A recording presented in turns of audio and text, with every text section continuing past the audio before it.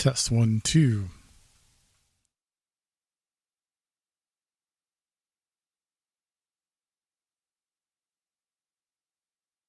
All right, everyone, just bear with me. We are almost there.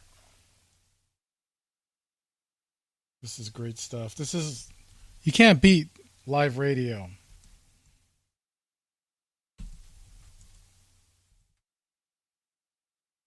I apologize to everybody listening right now around the world.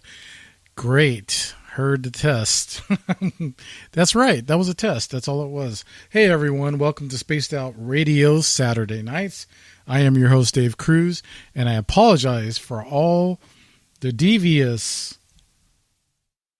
happenings here in the Napa Valley wine country. I just don't know what's going on. Anyways, we will definitely get Lorien Fenton on with you right now.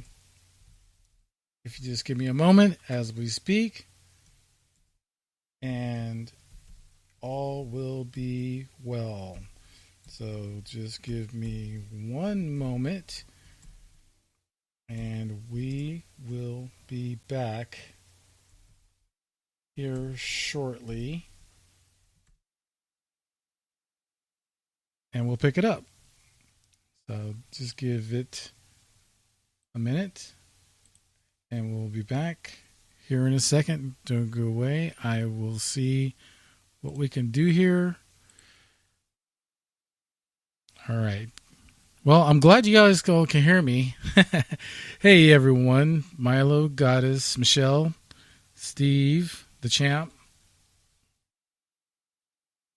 I'm glad you guys are all following us right now.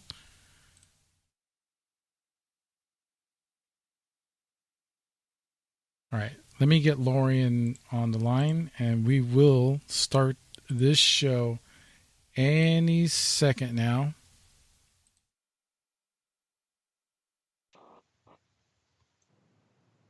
Lorien, are you with us? Yes. Hi. How are you, Dave? Are we live yet? We are totally live right now, 20 minutes later. I apologize to everybody. Everyone in the Spreaker chat, if you will, I'd be really grateful if you can just let everyone know that the show has started and it's under a new title. So I apologize for that. Thank you all for being so patient. And Lorien, you too, apologize. Oh, no problem. I was getting worried. I was thinking, oh my God, they're taking out the show before we even start tonight. I totally smell a conspiracy brewing here. So well, you know what? That's the best part about doing live radio. You never know if you're ever going to get on or not. And it's quite interesting, I got to say. So anyhow, how are you doing? And did you get through your news in the beginning part of the show tonight? No. That's the crazy part is, we had a great pre-show and everything was working fine up until we went live. As soon as as soon as I started the broadcast. So they're on to us. That's all I can say. They're on to us. Yeah, I guess they don't want me to talk about what I'm going to be talking about tonight, which is quite interesting, I got to say. So where do you want to start? What do you want to do? I've got all kinds of stuff brewing for you. Well, I just lost the cap to my soda. Oh, there it is. Okay. Well, I feel like I should not have an open soda bottle on my desk without destroying my computer if I don't put that cap on it right now. So that's what I'm going to do. So you go ahead, say what you're saying, and I'm going to get that cap. I got it. Okay. Well, I feel like I should give you at least a proper introduction. So Lorien Fenton became actively involved in the San Francisco Bay Area UFO community after almost dying from a mysterious form of pneumonia during the H1N1 scare of the summer of 2009. It was that near-death experience which propelled her into doing the work she loves in a community that she has been passionate about her entire life. Currently, Lorien is in the Marin Sonoma MUFON section director holding meeting in Petaluma, California on the first Saturday of the month. Her current work includes being a business manager. Well, we can go over all that, but basically, you do web design, bookkeeping, marketing for PR for the UFO, paranormal, crypto, alien, Bigfoot, mind control, super soldier, Black Ops. You do it all, Lorien. Welcome to the show. Thank you very much. Well, thank you. I really appreciate it. You did read the last part, which is my favorite part, which is the part you become a crazy old cat lady and never seen an alien or alien that I can remember. That you can remember. There you go. That is the coolest part, I think, of the whole bio because, in this community, you got to take a lot of things on faith. And you've got to, and this is going to lead me right into it, isn't it? Taking things on faith is a huge part of everything that I've been involved with since the beginning of my demise, as I call it. I call this getting involved in this whole community and ending up where I've ended up has been pretty much my demise. And here I am. I'm now going to be turning 60 next week. And I'm living in a senior mobile home park. And, if you'd asked me when I was 25 years old if I'd be ending up at a senior mobile home park in Northern California talking about UFOs and aliens, I would have thought you're out of your mind. Because back when I was in my early 20s, I was an artist. I was a potter. I was a dancer. My first true love was a painter, and then something happened. I moved to California, and I started dating computer guys, and that got very weird because all the way up until I moved to California, they were either musicians or painters or visual artists, something. They were something. Yeah, so I had all kinds of guys in my life that were complete artists up until I moved to California. Then I met all these computer dudes, and then I became a computer person, which was just, so far out of my purview. It's just mind-boggling. I still kept the dancing up. I had dance companies here in Marin County, and I put on an event in San Francisco for 10 years called Collaboration Dance and Music, and what it was, a very unique event. I would take choreographers and their dance companies, and I would pair them up with unknown musicians from around the city who, wanted to be part of this event, and I would pair them up, and actually one of the pairs of those 10 years got married, and they have children now, and this whole bit, it's wild, the relationships that came out of this. A lot of them worked together after their 1 year or 2 years or 3 years that they were in our shows together. And it was really quite an extraordinary thing. I got lots of funding from different organizations, arts organizations, and truly one of the best things I've ever done in my life was that event. Some amazing things came out of it. For example, I'll just give you guys a quick, take of what it was like. I paired this gentleman, first name was George. I cannot remember his last name for the life of me right now, but he wrote the song that Christy Yamaguchi won the gold medal for skating. It was his piano playing that you were listening to when she was dancing, her figure skating, or whatever she was doing, ice dancing, whatever. And I found out about him through a friend of mine and said, he's not really doing a whole lot right now, but I think he'd like to do something like this live on stage, because that was the whole premise. The musicians were live on stage with the dancers, and the choreographers could take the composers and their musicians, if they had them with them, and they could integrate them on stage with the dancers, which was done in such unique ways. Like, I can't go into all of it, but at one point, somebody had a saxophone player swinging on a swing while the dancer was dancing on the swing and around the swing and under the swing as well, which was very cool. And, just a lot of really fun stuff. But I'll never forget this one year. We had these Bukto dancers, and I don't know if you guys know what that is. It's a Japanese form or Indonesian form. I can't remember. I think it might be Indonesian form of dance where they move really slow and they make faces, and their bodies are painted with rice flour, and they're kind of half naked, but it's kind of cool how they drape things over their different body parts, and they're painted, and they have like red lines on their face, or their mouth will be painted upside down in a frown, and they wear masks on the back of their heads so that when they dance backwards, you have a face to go with it, and which is very cool. And I paired them up with this classical piano player, which has never been done before in the history of Bukto dance, because usually it's traditional Indonesian instruments. And so it was so unique. It's so cool. And And, people just talked about my event for years and years. I was well known in the dance community for having this vision and putting this together. And I must say, I didn't do it alone. I had a partner named Hillary who helped me the first 4 years. It was actually kind of her idea in the beginning, and it was my idea, too. I don't know how we came up with it. We were probably drinking beers one night after a dance concert and belly. Yeah, we were just belly aching about how nobody does anything new anymore. We'd seen every ballet there was to see. I danced in most of them. She had two. We both danced in a lot of companies. I mean, we were just like, we're bored with it. Let's do something fun. So that's how that happened. And it was really, really cool. So the reason I'm telling everybody this is because this was not my life. This had nothing to do with my life. This whole scenario, this whole thing, nothing to do with it except this. All growing up, I've had extraordinary experiences.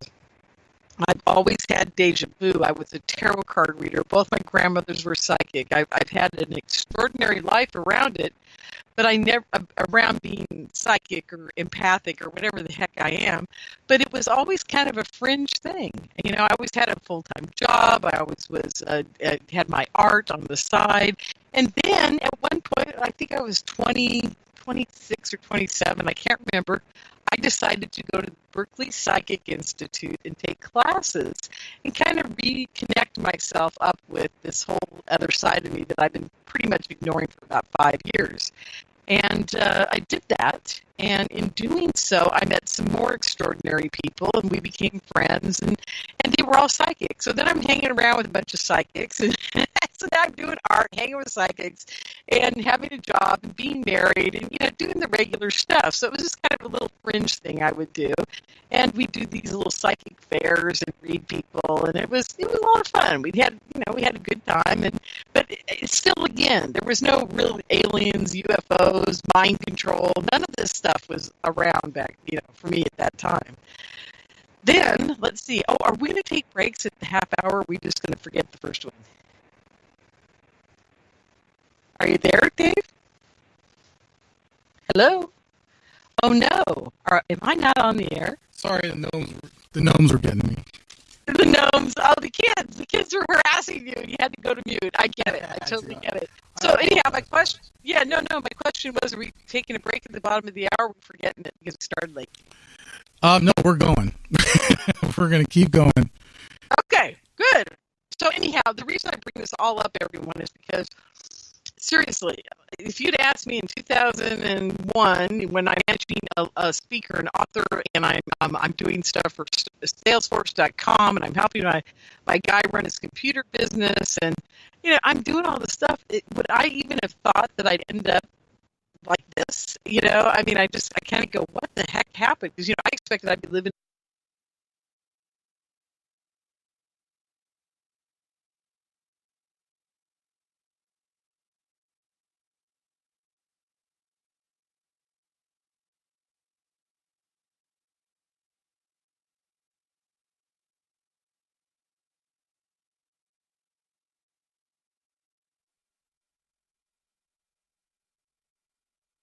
All right, guys, can you all hear me now? I can hear you. All right, Lorien. Great. Man, I'm telling you. This is funny. I'm really enjoying this because, the minute I get to the point where they haven't gotten me, they haven't beaten me, and I was just going to go into how I accomplished that we get hung up on. Isn't that fun, huh? This is amazing. I mean, you can't beat live radio, that's for sure. Anyhow, so basically, folks, I just wanted to give you a quick background that this whole thing that's happened to me since 2009, when I got sick, has all been, I think, to bring out some very sinister workings going on the planet. I must have volunteered at some point because I did have one extraordinary experience when I was about 32, I think, or 29 or 33. I can't remember. It's one of many that happened during that time frame. I fell asleep, and as I was falling asleep, just at that point before I was losing consciousness, I felt an entity or something. I thought it was a person standing by the side of the bed, and I was trying to wake up, but I couldn't wake up. And I felt what felt like somebody taking their finger and running it over your third eye, just straight down towards the bridge of my nose, and I was gone. I was like out. I was gone. I wasn't here anymore. I wasn't in bed anymore, and I wasn't asleep. I can guarantee you that. I was in a place that was completely like white, totally white, but so colorful that it was white with color. I can't even describe it to people. And it was so full of love. It was just like I was just floating in love. That's all I can describe. And when I say love, I don't mean love like lust love here on earth, like love like you love your parents or any kind of love that we can even understand as humans. This was like, it was the entire universe of love. And that's the only way I can describe it, folks. It was beyond belief. And I don't remember a whole lot of the conversation. I know there was some conversation going on. I don't remember it. And it was not me looking at my body. It was just kind of like my consciousness floating in this. And the next thing I know, I hear, "You've got work to do." And I wake up in bed and I'm like, all over the mattress. I think I was upside down and sideways and hanging off the edge or something. And I'm like, what the heck happened? And I was so depressed, you guys. I was so depressed by being here in a body that I tried to kill myself that night. I cried for 5 hours. I cried to the point of migraine beyond belief. And then I just thought, I'm going to take every sleeping pill we've got in the house, every kind of aspirin we've got and all this. But stupidly, my husband came home that night. He wasn't expected home, actually, for 2 days. He worked on a ship. And I didn't expect to see him until, I think this was if I remember right, it was on a Monday night. And I wasn't expecting him home till Wednesday evening. And so I thought, this is the perfect time to do it, and I didn't want to be there. So, it was just so beautiful, folks. I can't describe it to you. It's beyond belief. Anyhow, so he finds me right as I'm like swallowing all this stuff. He walks in the bedroom and I'm like, bleh, and I'm spitting out pills and stuff, and he's yelling at me and I'm crying, and I tried to explain to him what happened, and luckily enough, he was open enough to hear me, which was great. And then he just said, well, maybe it just isn't your time to go yet. Maybe they were giving you a message, And now, looking back on it, I realized that he was a longtime contactee, but I didn't know it at the time because I didn't know what the signs were. But I do now. His sister at one point told me, "Oh yeah, we're driving home. We saw this big triangle, and we didn't get home for 4 hours later." I was like, "Oh yeah, okay, cool." Never thought about it at the time. But anyhow, so he basically just kind of kept me there, and he didn't go to work for 2 days. He stayed home, and he made sure I didn't do anything stupid. He made sure that I eventually got myself back to work, and he knew how depressed I was over this. And so I got to give him great credit for keeping me alive, because I wouldn't be here, you guys, right now doing this. I'd probably be a little kid right now running around trying to make sense of everything, back in a body again, because apparently when you kill yourself, you have to come back and do it all over again. I hate that when that happens. I know, and I don't understand that, really, to be honest with you, but hey, whatever. Anyhow, so I'm really happy that happened, though, because it really opened my eyes to a lot of things that came later. And I think the reason I told everybody this, I'm trying to remember why I'm getting there, is because in 2009, when I got sick, I really thought that, I really wanted to live.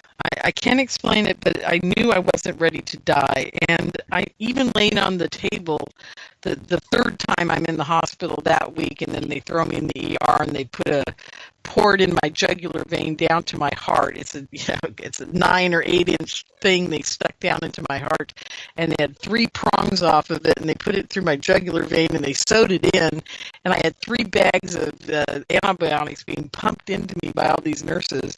Anyhow, so I'm like laying there, and I'm going, well, I think I'm going to make it, even though I was really like hours away from dying. And so I made it through the first night in the ICU, and by the third, I think it was the second afternoon, my fever finally broke, and the hallucinations I had in there weren't fun or pleasant, I must say. I've never talked about them, I probably won't, but there that was very interesting. You know, it's interesting when you want to be alive, you want to stay alive, the kind of visions you have, as compared to, I think, the ones where you've just given up and you're ready to go. I think they're very different, I must say. Right. Yeah, it was wild. But anyhow. So, but it took, now here's the interesting part about all this, and the reason I've taken up this much time to get to where I've gotten to, is that the interesting part about that whole illness was that it took me 5 years to figure out what had happened. Now, it happened during the H1N1 scare, and I had turned on my air conditioner. What I had done is I turned on the air conditioner at the end of July. It was the last week of July, and I turned it on for the first time that summer, and I thought to myself, I remember thinking this distinctly, oh, I should have walked out of the room and turned it on and walked out of the room by the door so I wouldn't be breathing in all the whatever it's blowing into the room, because I haven't turned it on for 8 months, right? So Okay. I didn't do that. What I did is I took a deep breath to turn around, and something hit the back of my throat, and I swear to God, I tell people this all the time, and they all think I'm crazy. Something burrowed into the back of my throat. It felt like a bug, and I thought I'd swallowed a bug, and I thought it was trying to bite me in the back of my throat, and I kept coughing and hacking and trying to get it out and whatever, and eventually that feeling subsided. So within 3 days, I'm almost dead. So I'm thinking to myself, when I've recuperated from all this, something must have happened. There must have been something in that air conditioner that got me sick. I just thought it was natural, right? Okay. So 2 years go by, and a friend of mine says to me, I believe that you were poisoned, and they probably tried to kill you back at that time. And I didn't believe him. He told me a whole story about what could have happened about the air conditioning unit and what have you. I was like, oh, okay, well, that's just one more strike. And then I go to the doctor a year later, and she also says to me a very interesting and cryptic message after looking at my x-rays from the day I was admitted. She says, this is interesting. This was an ER doctor I'd never seen before. She'd just come from the CDC, where she was an Army doctor, and she was touring the country looking for her spot to be. Okay? So she looks at this x-ray, and she's very perplexed. And she's looking at it. She goes, gosh, it looks like, she goes, Lorien, look at this. And I look at it, and it looks like cotton balls all in my lungs, right? Like these big old white spots. And she goes, God, it looks like someone stuffed popcorn in there. She goes, that's not what pneumonia looks like. And she turns it over and she starts looking at it again. She goes, gosh, if I didn't know better, I'd swear this was man-made. I couldn't believe I heard these words out of her mouth, right? So now I've got 2 strikes going against me. I'm going, something is very odd. It's not right about this. So then the final kicker is 5 years after this event, it was just less than a year and a half or 2 years ago, I'm on Gene Chip Tatum's Veterans Truth Radio. I'm one of his broadcasters, and I'm telling the story about this whole affair that happened. I took 2 hours to talk about it on the radio, and I had somebody on that was an expert in what the CIA, how the CIA kills people, and that kind of stuff, right? So Chip's listening to this, and at the end of the show, he goes, "Stay on the air in Skype afterwards." And I went, "Oh, okay," So I get off, the show, and I'm talking to him, and he goes, "Oh, you know what they did to you, right?" And I said, "No, I haven't got a clue." And he goes, "They gave you the fizzies." And I go, "Well, what the heck is the fizzies, Gene? Come on." Never heard of it. I know, that's what I said. I said, "Really? Okay." He goes, No, it's a fungus, a bacteria, strep, and pneumonia all mixed together, and it'll kill you in 24 to 48 hours. Oh my God. Because we developed it back in 1950. I want to say he said 55. It could have been 52. It could have been 62. I don't remember the year, because by that point I'm in shock, right? I'm going, what are you saying, man? And he goes, yeah, we developed. I killed a lot of people with that. Or not that he killed a lot, but the CIA's killed a lot of people with that. Right. That concoction. And I go, well, Legionnaire's disease? He goes, yeah, probably. He goes, that makes total sense. It was around long before then. He goes, that seems like what they would do. And I go, oh no. And then it dawned on me. Then I said to him, I said, Chip, why would they do that? Why then? In 2009, I hadn't said a single word to anybody. No one even knew who I was. I hadn't produced the super soldier things yet. I hadn't done a thing. And then the next words out of his mouth, God bless him, I love him to this day for telling me this. It's just like the lady who saved me from the mind control, which I'm not going to talk about tonight. But he said this to me. He said, "Don't you know they know the future?" And I was like, oh my God. That was where I just, as my mind just warped into a whole field of possibilities. It's insane, folks. I mean, this is truly the crux of the deal here. And the reason I took the long route to tell you all about this happened to me in my life is because I believe that there is a huge time travel, time warping, time space thing that goes on with all the aliens, the UFOs, the mind control, everything that we've got going on here, labs, communication, abductions, all the stuff that happens has some type of warping of time, and I cannot, for the life of me, figure out what it is that it relates to and why it's happening. I'm getting closer, I think, to figuring these things out, but there's definitely something going on here. And it all comes down to what I think is what they call the yellow book or the cube or whatever it is that they were talking about using down in Area 51 or S4 or whatever to look at people coming into the purview of exposing the MJ-12 people who are running the secret space program, the mind control programs, the MyLabs programs, all of the alternate forms of time travel that we've got going on. I mean, it seems to me that these guys are keeping tabs of all of us. And I think the NSA has taken over for them in many ways in the last 4 or 5 years. I think they're integrating all of their computer technology into a giant AI system running out of S4. Okay, folks, follow me on this, please. And the reason I believe this is because David Adair, when he touched that power plant, that alien power plant that was the size of a semi-truck, it was able to think and communicate with him and interface with him on a level that was what he called almost holographic in nature, passing through dimensional time-space. I can't describe it to you folks because he couldn't even describe it to me.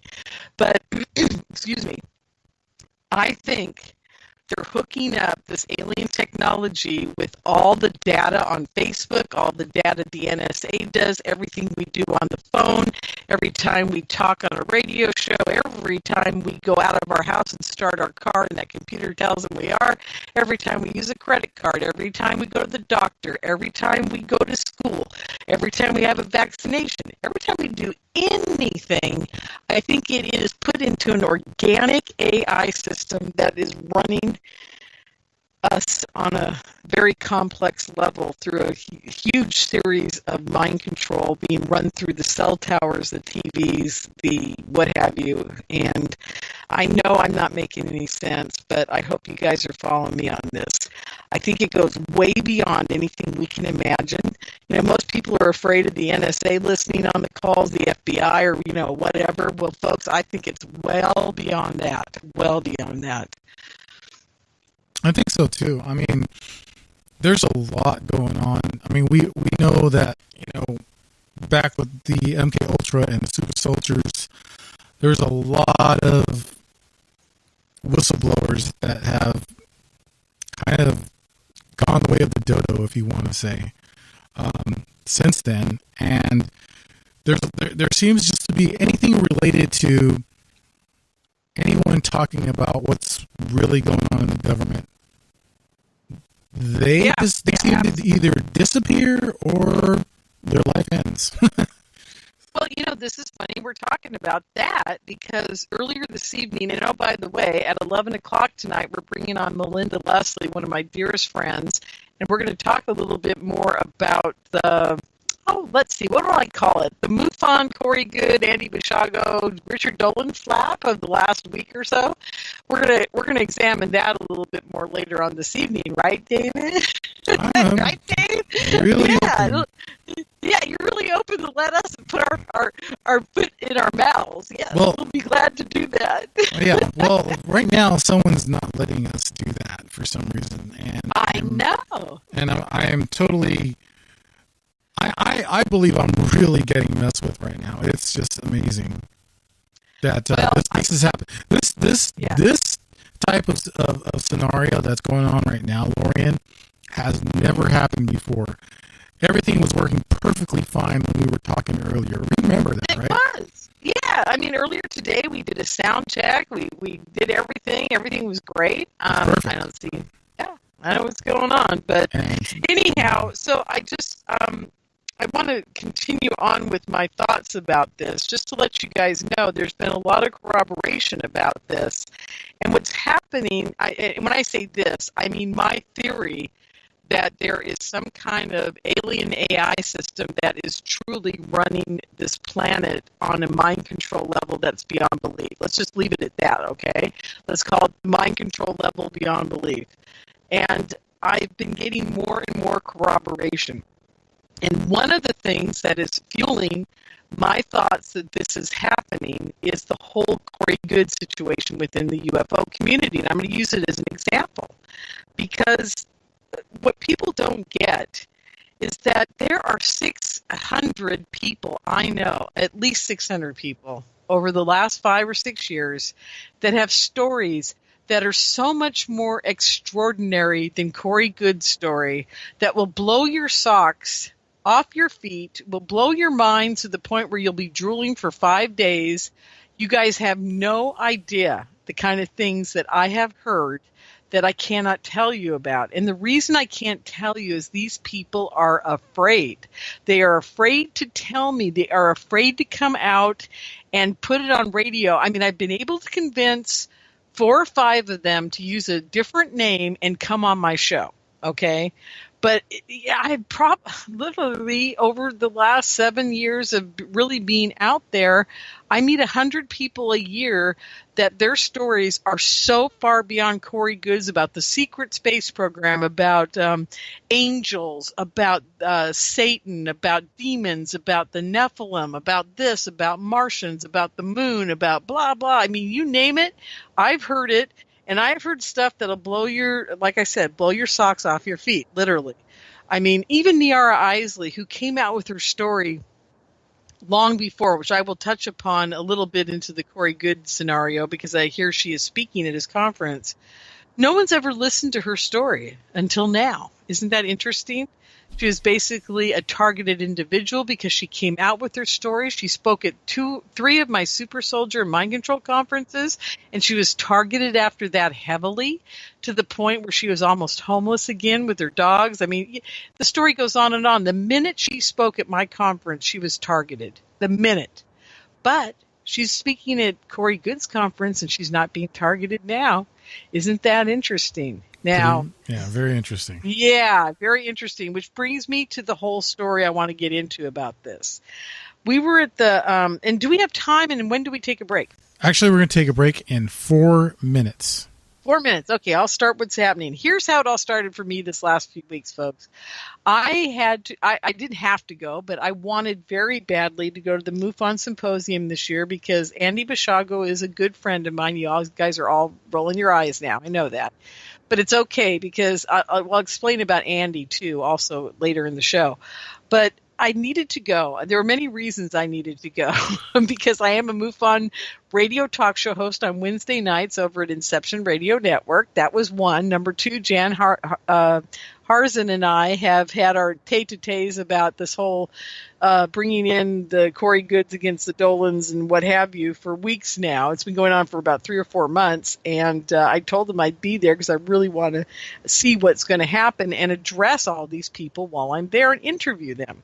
So that was cool, and Jan was really up for that. And so, you know, we all converged there. All of us old-timers converged there, and all the women in ufology that are ignored converged there. And I'm going to tell you a little bit about that right now.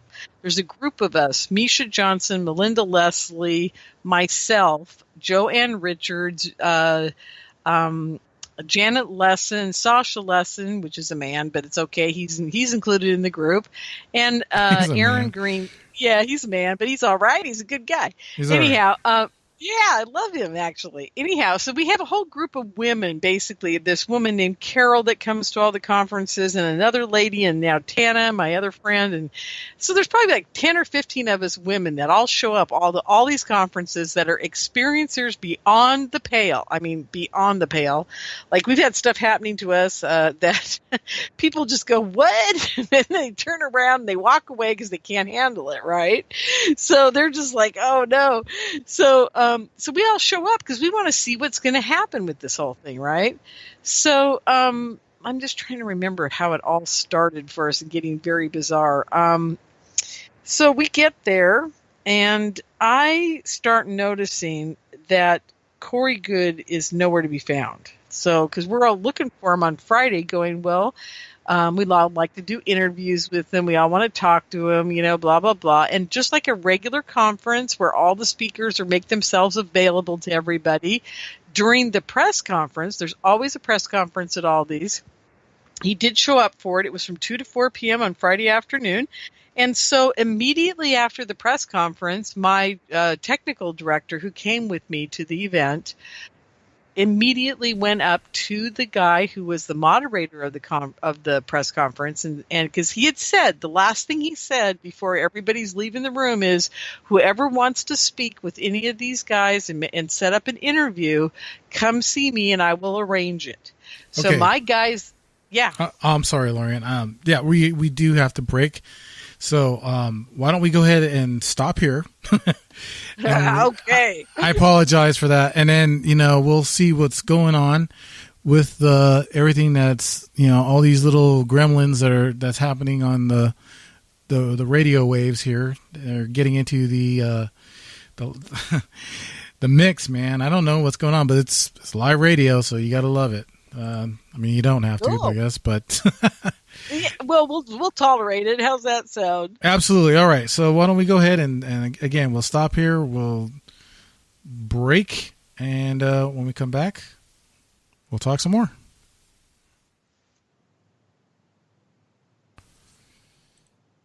Especially if we can get the commercial to start. Well, even weirder's been going on. I'm having a coughing fit every 5 minutes, and I'm having to mute. And I'm trying to talk. We're in the field, investigating UFO sightings, talking to alien abductees, and visiting secret military locations like Area 51. We're UFO Seekers, official partner of Spaced Out Radio. Follow our daily search for the truth at UFOseekers.com or like us on social media. Catch us on Spaced Out Radio every third Monday of the month as we discuss Area 51, UFOs, and more. And also, don't forget to subscribe to us on YouTube, official partner of Spaced Out Radio. Follow our daily search for the truth at UFOseekers.com From coast to coast or to like coast, us on social Blacklight Uncharted is taking on the paranormal across Canada. Ghostly hauntings to the UFOs flying above in conjunction with Newfound Canada. They're closely investigating what's going on in the northern skies and checking out the apparitions that walk among us. Check out our videos right here at spacedoutradio.com. From coast to coast, We want to know your thoughts, we want to hear your experiences, and we want you to share your stories. The answers are out there. UFOs flying above in conjunction with Newfound Canada. Would you like to become one of our space travelers? All you have to do is click on the Space Travelers icon at spacedoutradio.com. For only $5 a month, you can get access to some great prizes, as well as private monthly shows, newsletters, and a members-only section on our website. Become a space traveler today. Would you like to become one of our space travelers? All you have to do is click on the Space Travelers icon at spacedoutradio.com. For only $5 a month, online you is can get access SOR's to some great trusted prizes, news source as well for as everything private weird monthly and shows, strange newsletters, going and on a around the members-only world. section on our This is website. news editor Become a Eric space Markham. traveler today. Our team of journalists are scouring the planet for those strange stories that rarely make the mainstream. No fear-mongering or fake news here. Head over to spacedoutradio.com and encounter the encounter strange going on around the world. Want to learn This more is about news editor aliens, Eric cover-ups, Our team of conspiracies, journalists are scouring the cryptids, and planet the for those paranormal? strange All you stories have to that do is rarely tune in make the S4 to mainstream. take over No Spaced Out Radio fear-mongering or Night, fake news starting here. at midnight Head over to Pacific, 3 a.m. Eastern, each and every Saturday night, right after Spaced Out Saturdays. Want to learn more about this Eric Cooper, cover of Paranormal. Join me, Corey Ruiz, and friends.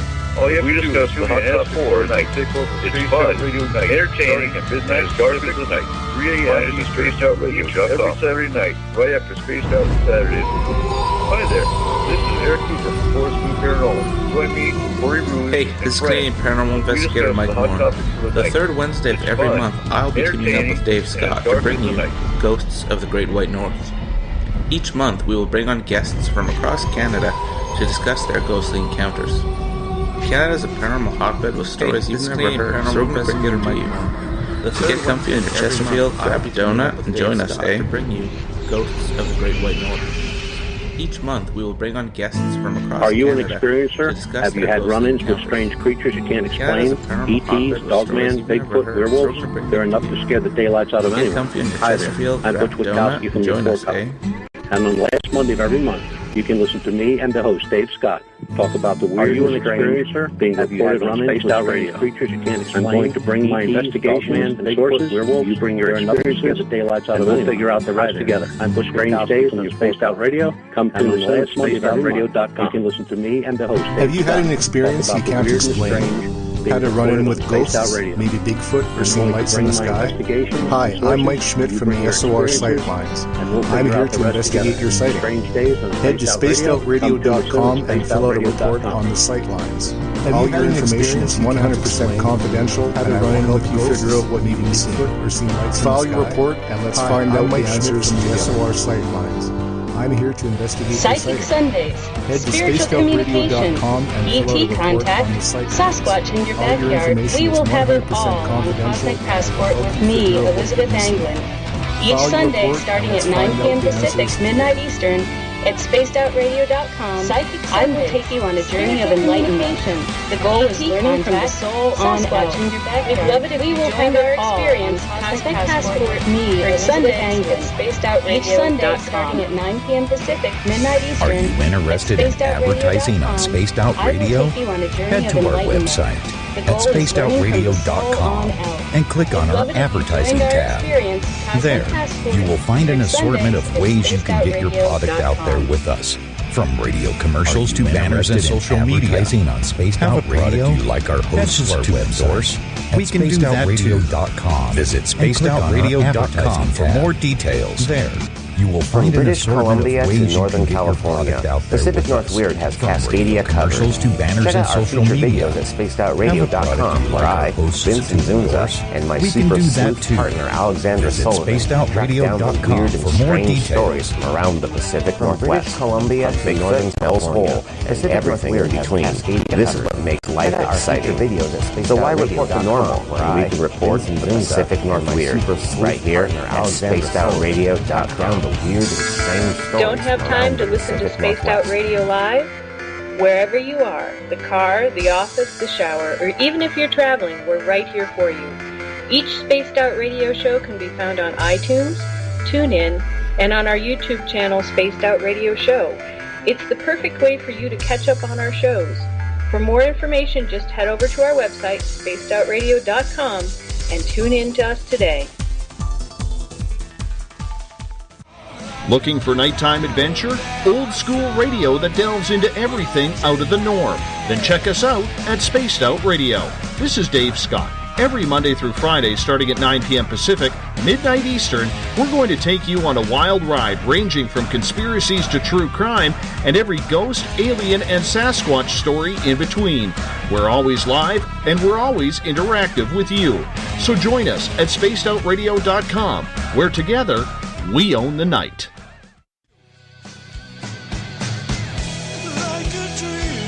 The views and opinions expressed by tonight's guests and topic of discussion do not necessarily represent the official policy or position of Spaced Out Radio, its hosts, syndicated carriers, or anyone associated with this broadcast. Would you like to connect with us? Head to spacedoutradio.com for all your latest show info. And hit us up on Twitter using the hashtag SpacedOutRadio. Now, back to Dave Cruz and SOR.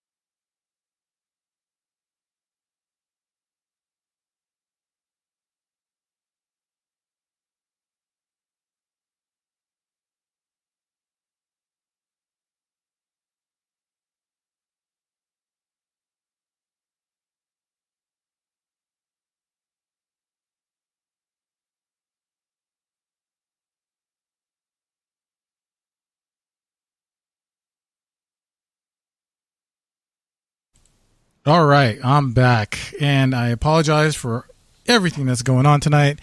We did seem to get the commercials working, so that's a good thing. Anyways, I am here with Lorien Fenton, and before we bring Lorien back, I just want to say thank you all for your patience. I greatly appreciate everything. It's been a wild ride tonight. Not sure what happened, whether it's gnomes or maybe some hoodoo, but it's definitely a trippy experience. So let's welcome in everyone back from our terrestrial stations, WQEE 99 Rock the Key in Newman, Georgia, home of The Walking Dead. We are live as well on the United Public Radio Network on 107.7 FM in New Orleans, and over 160 countries around the world. We are also live on spacedoutradio.com, Spreaker, KTLK, The Fringe FM, Renegade Talk Radio, the High Plains Talk Radio Network, and on Revolution Radio. Remember, the Double R Machine is a donation station. So, they're not hearing us still. I have no idea what's happening. Lorien, are you there? Yeah, I'm here. Okay, great, because I really am not getting it. It says that it does say that everything seems to be working fine, so let's see what's happening here. The sound is good now, Dave. Is just one person. Yes, we hear. Okay, so it sounds like we are on the air, Lorien, and I just want to welcome you back to the show. So great. Well, let me see. Where were we? Oh, we were back at MUFON, and I just got to the conference, and it was Friday afternoon, and they'd done their press conference, and my tech guy went up to get an interview with Corey Good, and the guy ran back. Corey taken off around the corner to the hallway, and the guy who was setting up the interviews ran back and asked him, would you do an interview? And he said, yeah, I'll be down in about an hour, and ran back to my buddy and said, and I'm sorry, you guys, I've been coughing and hiccuping all night, and I have no idea why this is happening, except that I'm telling the story, and every time I seem to tell these stories, my throat kind of seizes up, and it's hard for me to talk, and I don't know why. It only happens when I start telling these stories, but it does, and it's just gonna have to kind of bear with me here. If I choke out, I'll hit the mute button. But Dave, you'll have to take over for a minute. So no worries. Okay, good. So anyhow, I thought I had an interview with Corey Good in about an hour. So I had 2 or 3 other people that were set for that time frame that came over to my table and said, we want to do our interviews now. You said, so-and-so time and so-and-so time. And I said, God, you guys, I'm so sorry. I'm going to have to bump you for Corey Good. And they were all laughing like, oh, yeah, he's the star. We're just chopped liver, right? So yeah, we were all kind of laughing about that. And I said, well, yeah, this is my only chance to get an interview with him, right? So sure enough, I had a funny feeling, and so did my PR guy, my tech guy, that he wasn't going to show, and he didn't. So about an hour after the time he was supposed to show, he comes sauntering into the lobby there in the hotel down by the conference room, and he's talking to my friend Janet, and I see him, and and my guy says, should I go talk to him and reset up the appointment? I said, hell no. As you guys, anybody who knows me knows that I am not shied away. I never shy away from any confrontation. And I think that's what makes me have a reputation as being a pit bull in the business, is because I don't let this stuff go, and I confront the people that burn me. Basically, I have no problem doing it. And I will confront them. We will have our big argument, and then they'll turn around and ask me to be their best friend. So it's the weirdest. I can't tell you guys, it's the weirdest sensation. But that didn't happen with Corey. Anyhow, I ran up there. Janet's talking to him, and Janet says, Corey, I'd like you to meet my good friend Lorien. And I said, I've already met him, which I had, by the way, in 2014, and he ignored me then, too. And he stuck out his hand, and we shook hands, and I said, by the way, you just blew me off for an interview. And I'm hearing myself now. What's going on? Dave? Are you there? I'm hearing myself. I am there. Keep. I can hear you. I can hear you fine. You're fine. Okay, good. I hate it when I hear myself, though. It's like, I know. oh my I apologize. God. I hate that. So Anyhow, sorry. Okay. No problem. So, I kind of gave him a bad time, and I said, you were supposed to be here an hour ago, and he absolutely had a look on his face of, no, I didn't have an interview with you an hour ago. I don't think, in his support and his favor, I don't think Corey thought he was agreeing to an interview when he said, I'll be down in an hour. I think the guy that was supposedly setting up these interviews didn't quite explain to him what he was doing, asking him if he would be downstairs to do an interview. I don't think any of it got said correctly. And again, Lorien will say it, as usual, if there had been 3 women involved in that conversation, there would not have been that problem. But guys have a tendency not to get real clear on a whole lot of stuff. So, I just kind of blew it off as my guy with their guy, the PR, the guy running the event, and supposedly making all these appointments with people, and Corey all confused about what was really going on. I still gave him a bad time about missing it, and I said, well, good, then you can be here tomorrow sometime, and we'll do it again, and we'll try it, and I walked away. And I wasn't very nice to him, and I should have been a lot nicer, but, I just felt slighted because, I've been sitting there for 2 hours waiting for him, and then he prances in like a prima donna. So anyhow, I'm already in a bad mood about him. Okay. I get it though. No, I was really not happy. I mean, I felt like, he will give that blonde chick that his wife does all these interviews with, and he does all these interviews with, the one that has got like 3 brain cells. I'm sorry. Did I say that? The one that used to have brown hair that was talking about other stuff on her website until 8 months ago, and then she disappears, comes back with blonde hair, and now she's a Coreyite. And she's the only one who gets these interviews with him. So I'm just thinking, what is that all about? Talk about selectiveness. Talk about using your cult members to promote your message. Oops, did I say that? Oh, my bad. Anyhow, my problem is she was there as well. And apparently he had taken off to the bar to have a conversation with her between that hour he was disappearing, because everybody kept saying, well, let's go get him. He's in the bar, he's with that chick. And I'm like, no, let's let him be. He'll show up. I gave him the benefit of the doubt, and then he doesn't show up. But, like I said, it was probably a whole mass miscommunication of testosterone. So, I just got to let it go. But it still made me angry. So there I was. Now, this is Friday afternoon. Now, I'm having trouble connecting to the networks. And I've got 3 networks I'm supposed to be connecting with. Right. Can't connect with any of them. It's a real debacle, and I'm angry.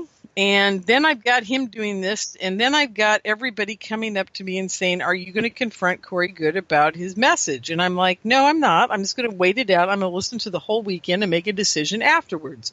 So that's what I did, folks. I kept my mouth shut. I interviewed Michael Salla. I interviewed about 4 or 5 other people. It's recorded. It'll eventually get up on my website at some point. But I kept my mouth shut for the rest of the weekend, even though I was a little pissed. And I kept my mouth shut all the way until Sunday after Corey Good's presentation. Then I got a little boisterous, and here's what happened.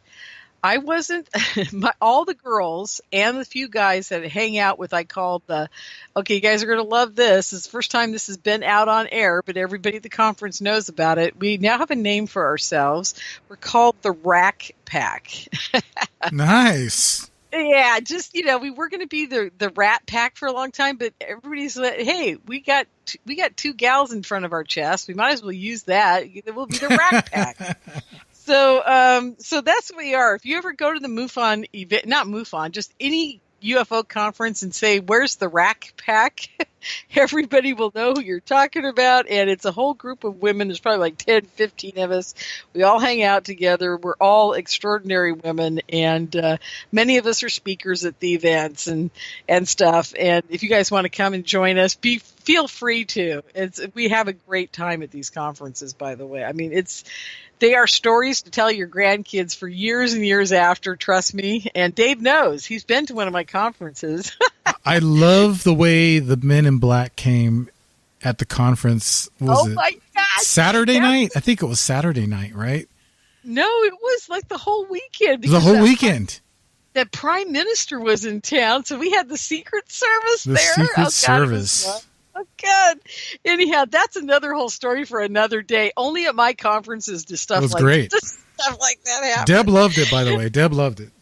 Oh, good. Well, I hope you guys are going to have a good time this coming Saturday, too, because we're going to have a blast. It's my birthday party. We'll talk about that later in the show. Yep. Anyhow, so I'm sitting there. Now, here's what happens. The Rack Pack gets me all together, and they're pretty much like, I wasn't staying at the hotel. And they all knew where I was. I'm over at a friend's house. And they said, Lorien, maybe it's not a good idea that you would actually attend the Corey Good presentation on Sunday morning.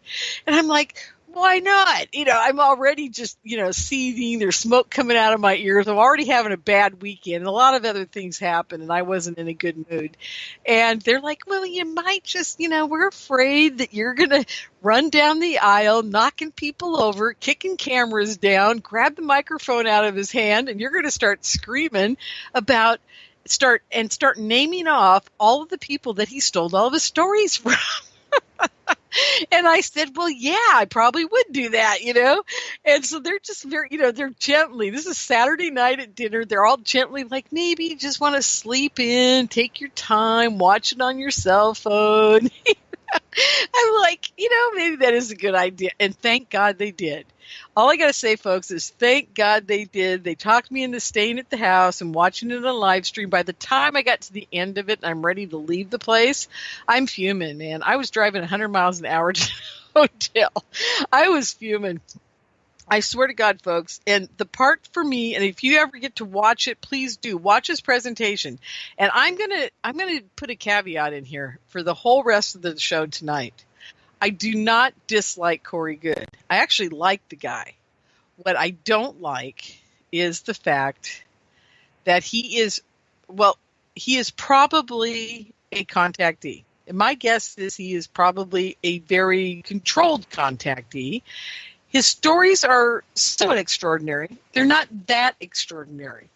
To me, he's just like any of the other guys. I mean, I have two guys that have booths at these conferences I go to that if you guys ever heard their story, they would make Corey Good look like the little baby of the group. I mean, their stories are so far beyond Corey Good stories that it's just, oh, my God. But will they ever come out? No. Okay, and we're going to get to that, okay? So my deal with Corey is I like the guy. I actually like him. I like to sit down and have a real conversation with him, get to know him, and have him do an interview with me on radio. And I think by the end of that interview, he might come to the same conclusions that Andy Bishago has come to, knowing me. And Andy and I are really good friends, folks, really good friends. We love each other dearly. Andy has realized over the years, and he always admits it with me in public, that a lot of what happened to him, that he, as he remembers it, could be mind control programs. He's never said they are mind control programs, but he is not dumb enough to believe they couldn't be. So Andy's a very smart guy. He knows that a lot of things that happened to him are very hard to explain out into just the time travel angle of it, okay? So he knows that there's got to be some kind of consciousness, mind control component to what happened to him.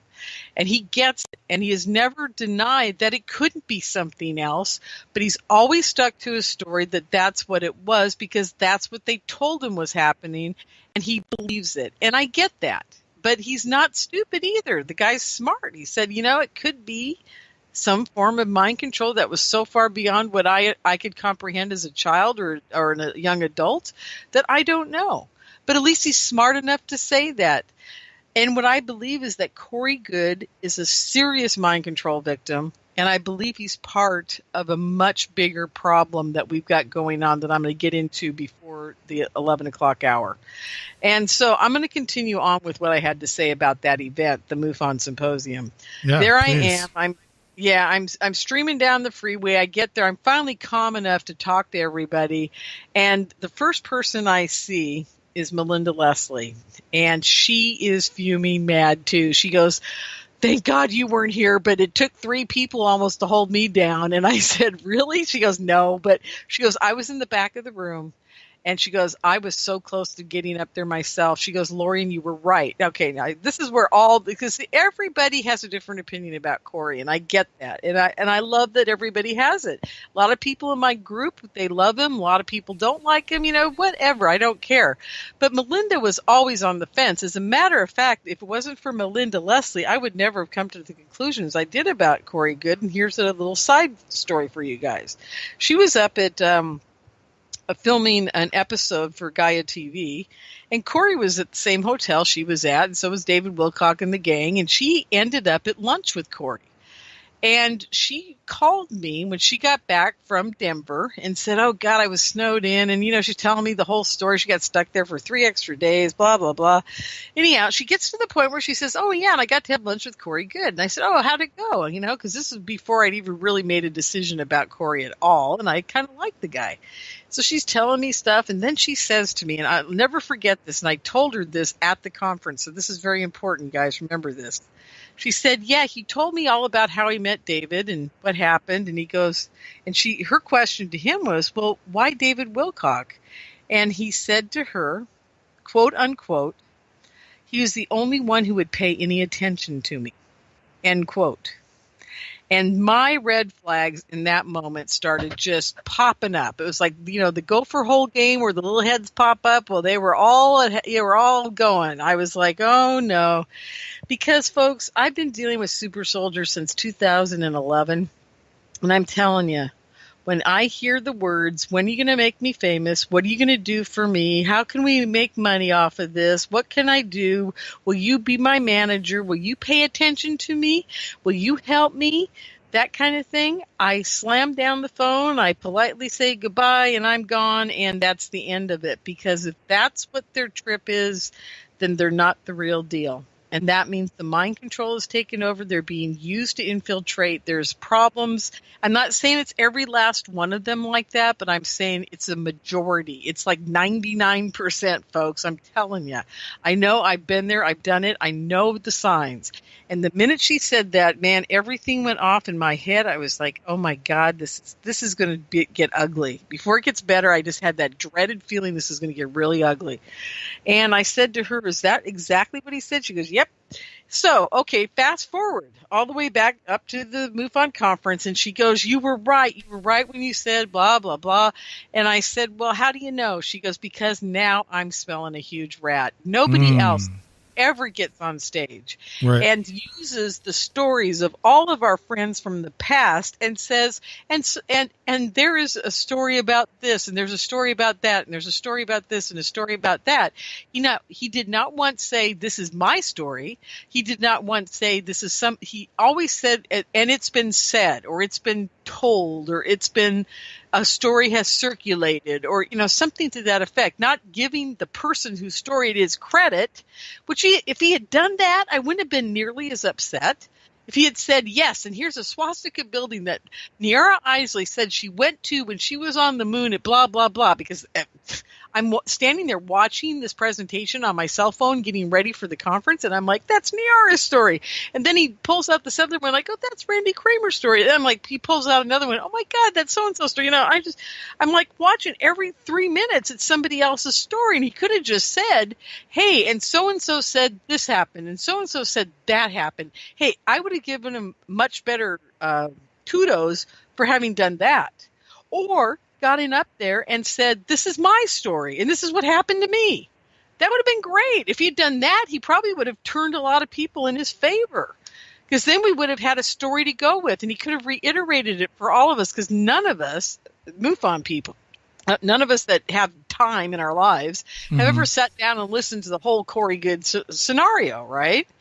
And so it would have been a perfect time for him to break it out from the very beginning. He discovered what was going on with him to the very end and got it in 1 hour and made it short and sweet.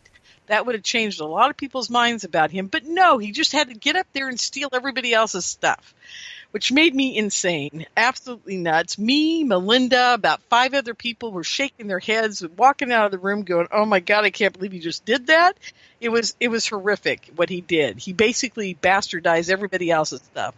And I was so angry. But then the part that really got me, folks, and you'll see it at the end of his presentation, he says, and I'm going to be putting on conferences, and I've got my Corey's Kids started, and we're going to do comic books, and we all got to get along. Okay, now I'm paraphrasing that from the old days when, we all just got to get along thing that came out of the riots down in L.A., Rodney King, wasn't it, Dave? Anyhow, basically that's what he did. He got at the very end of his presentation and says, oh, and I'm going to do this, and I'm going to bring the community together, and we're all going to work together, and blah, blah, blah. And I'm thinking to myself, where in the hell were you in your diapers 35 years ago when these men that are out in the audience that have done things that would curl your toes, Corey Good, where were you when they were trying to tell their story and nobody would listen to them? Now, I get it, folks. Everybody says it's a new generation. These guys are out there doing their thing, and it's all good. It's all the greatest thing since sliced bread, and people are paying attention finally, right? But how come they're not paying attention to people that have been threatened, people that have been accused of being sexual predators like Wendell Stevens, Dan Romanek?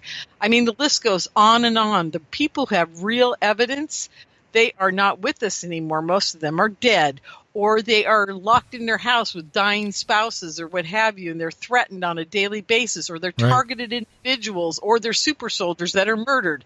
I mean, the list goes on and on. Max isn't the only one who's died in my life. I've had 3 others die.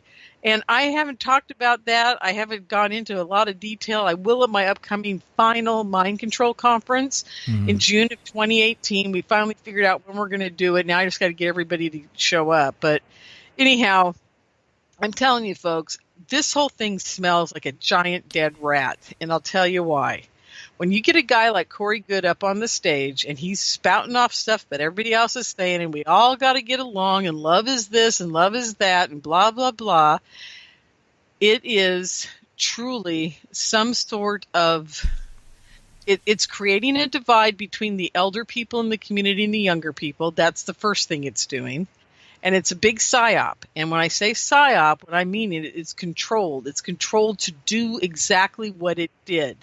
It separated us older people who have been in the business, have been in this, community. That's all you can call it. It's no business. No one's making any money on it at our end. All of us older people are struggling to, just stay above water and keep our stories out there. And this guy comes along and he's getting a book deal, a comic book thing, and all these young kids are flocking around him and doing all this work for free.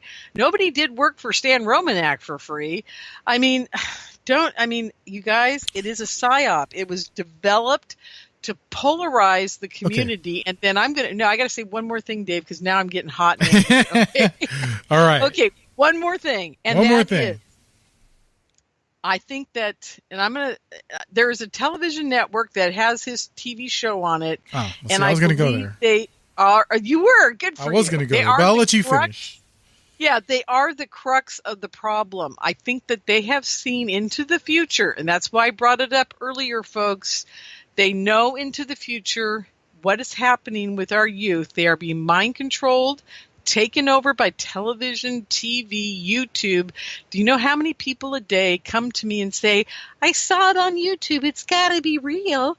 I'm like, are you freaking kidding me? I said, I've been doing this for 30 some odd years. Now, I never was out in the community, but I did pay attention to Art Bell from day one, and I certainly listened to everything that was going on. I brought every book I could. I read everything I could.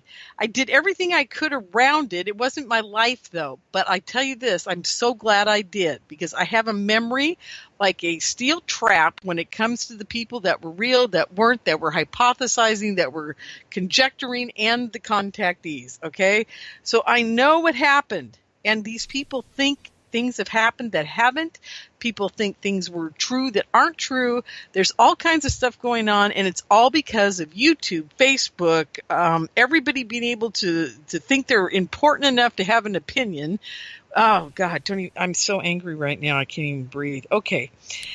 So I believe. Breathe. Yeah, I'm breathing. The okay, TV well, you know, yeah, you go ahead. Okay, all right. Just real quick, I just want to say that you're not the only one that's upset with the way things are being done right now. And I have to say that Corey Good, I met Corey Good as well. I met him at Contact in the Desert last year. Yeah. And he seemed like a nice enough guy. Yeah, I mean, I have this isn't a beef with Corey with me at all, folks. No, this right. is like, thank God he came along, because now I can see what really is going on the evil side of things. But go ahead, Dave. Because there seems to be, you know, here's the thing. I believe the cabal has infiltrated our community, and they really are doing this to bust everything up that we're doing for the greater good, if you want to call it that. Because now we got someone who's being seen as almost as a messiah. It's really scary. And it is. And it's much not worse than Greer ever was, and I've always been a big proponent that Greer's whole thing was a psyop too, but go ahead. And there's another player, if you will, in the game. Because it's not just Corey, it's everybody around Corey. It's everyone that's in. I've tried talking to a gentleman from Twitter. I'm not going to name his name or his Twitter handle or anything like that. But I will say that he constantly, on his YouTube channel, on Twitter, any social media he can, he is constantly bashing this whole, I don't even know what you call it. It's not. It's almost like a cult following. And I know, everyone has to eat. Everyone's got to live somehow. They got to make a living, whatever. But where's the responsibility, Lorien, when people, I believe people have a responsibility, like me, like a lot of show hosts, that bring on people like Corey or David or whoever you want to, name. Yeah. And they have a freaking responsibility to tell your listeners, hey, take this with a grain of salt. Don't freaking take, don't take this as, gospel. Or better yet, why don't you just say what I say, that every other experiencer I know that's a responsible human being says, say to people, this is my story. This is what happened to me. You can either take it or leave it, but I'm telling you what happened. And that is the one reason why I still have respect for Andy Bashago, because Andy has always said, hey, folks, this is what happened to me. This is all, I'm just telling you my story.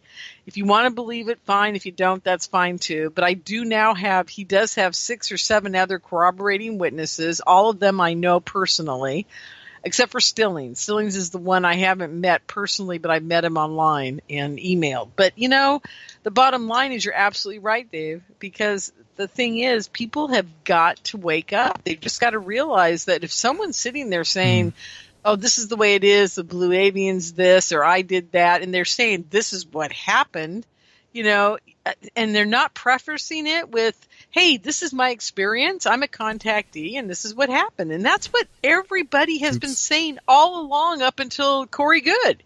Even Stephen Greer had the mindset that, hey, this happened to me, it may not have happened to you, but it happened to me. At least he said that in the very beginning, thank God. I'm very wary. And what I'm very worried about is the scenario that's being played out through YouTube and the network that Corey Good and David are on, and what they're trying to do. What they're trying to do, folks, is they're trying to create the future of ufology in the way they want you to see it. And it may not necessarily be what you need. It may not be the truth. It may not be what you need. It may be very cultish. I see a lot of this coming out of this. It's kind of like I have a big problem with Yelm Washington. I'm not a follower of Jay-Z Knight. Sorry, folks. I don't think it's healthy for people to be that connected to a channeled entity. Sorry, I'm just not there, And I don't get it. I don't get why people even need that. But hey, what do I know? Ramtha, isn't that the entity that she channels? I can't remember, but I think I'm still thinking about Bashar. Oh, yeah. Well, there's another one. I mean, I know stuff about Bashar that people they'd all walk out on him if I ever really got it out there. Mm-hmm. Let's just put it this way.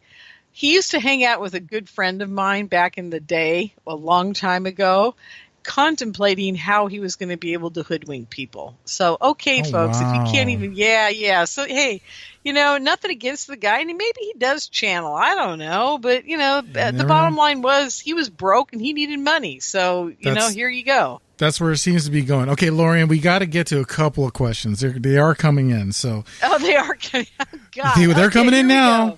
Now that they can hear us. Wow, okay. That only took a million years. Okay, so from the Twitterverse, and this is coming from hashtag Spaced Out Radio, by the way, people. John T wants to know, does Lorien feel the same about Randy Kramer? I don't know Randy, and if Randy would come and talk to me and get on my radio show and have a conversation with me, I'd be willing to listen to it all. I don't think Randy has ever decided that he was going to have a comic book and a bobblehead doll. Actually, it's an action figure, but I'm calling it the bobblehead doll. And you guys are going to love this. You know how Corey Good's affect is very flat because he is mind controlled? Sorry, folks. If you look at James Casbolt, Max Spears, Corey Good, all those guys that are severely mind controlled, Aaron McCullum, the list goes on and on. Besides the fact that they all kind of look alike, here's an even interesting part. They all walk wooden. They all talk wooden. They all act wooden. They don't have a big emotional affect going on, even when they're supposed to. Mm-hmm. It's like something's wrong with the way they react to normal people. And I cannot say anymore that I used to think it was shyness and this and that. Well, it's not, folks. It's because they're severely mind controlled. Okay. That's how they all act. And so I keep saying, yeah, the bobblehead doll will actually be the emotional equation equal of Corey Good. Okay, you never heard me say that, folks. You've never heard it. All right. Okay. Here we go. Next question. Did you want to finish? No. I just wanted to say that Kramer, if he'd like to come on my show, have a talk with me, he's never had a cult following. He's never done any of this level of mind control psyops on the people around him. So I'm going to say I'm on the fence about him because I know nothing about him. I'd love to meet him. Okay. And the next question comes from Spreaker Chat, and this comes from Eric. Wants to know, hey, Dave, what's Lorien's opinion of the Philip Schneider lectures? I wish he hadn't asked me that because I'm really having a hard time with them lately. Now, when I first saw them, I was a huge believer of Phil Schneider. I was actually promoting him, even though he's long gone, on my radio shows back in 2011 and 12 and 13. But then I met some insiders, and I can't tell you guys who they are because they've asked me not to. Again, people that know more than I think Corey would ever know. Again, cannot talk about it on fear of being killed, right? The usual story.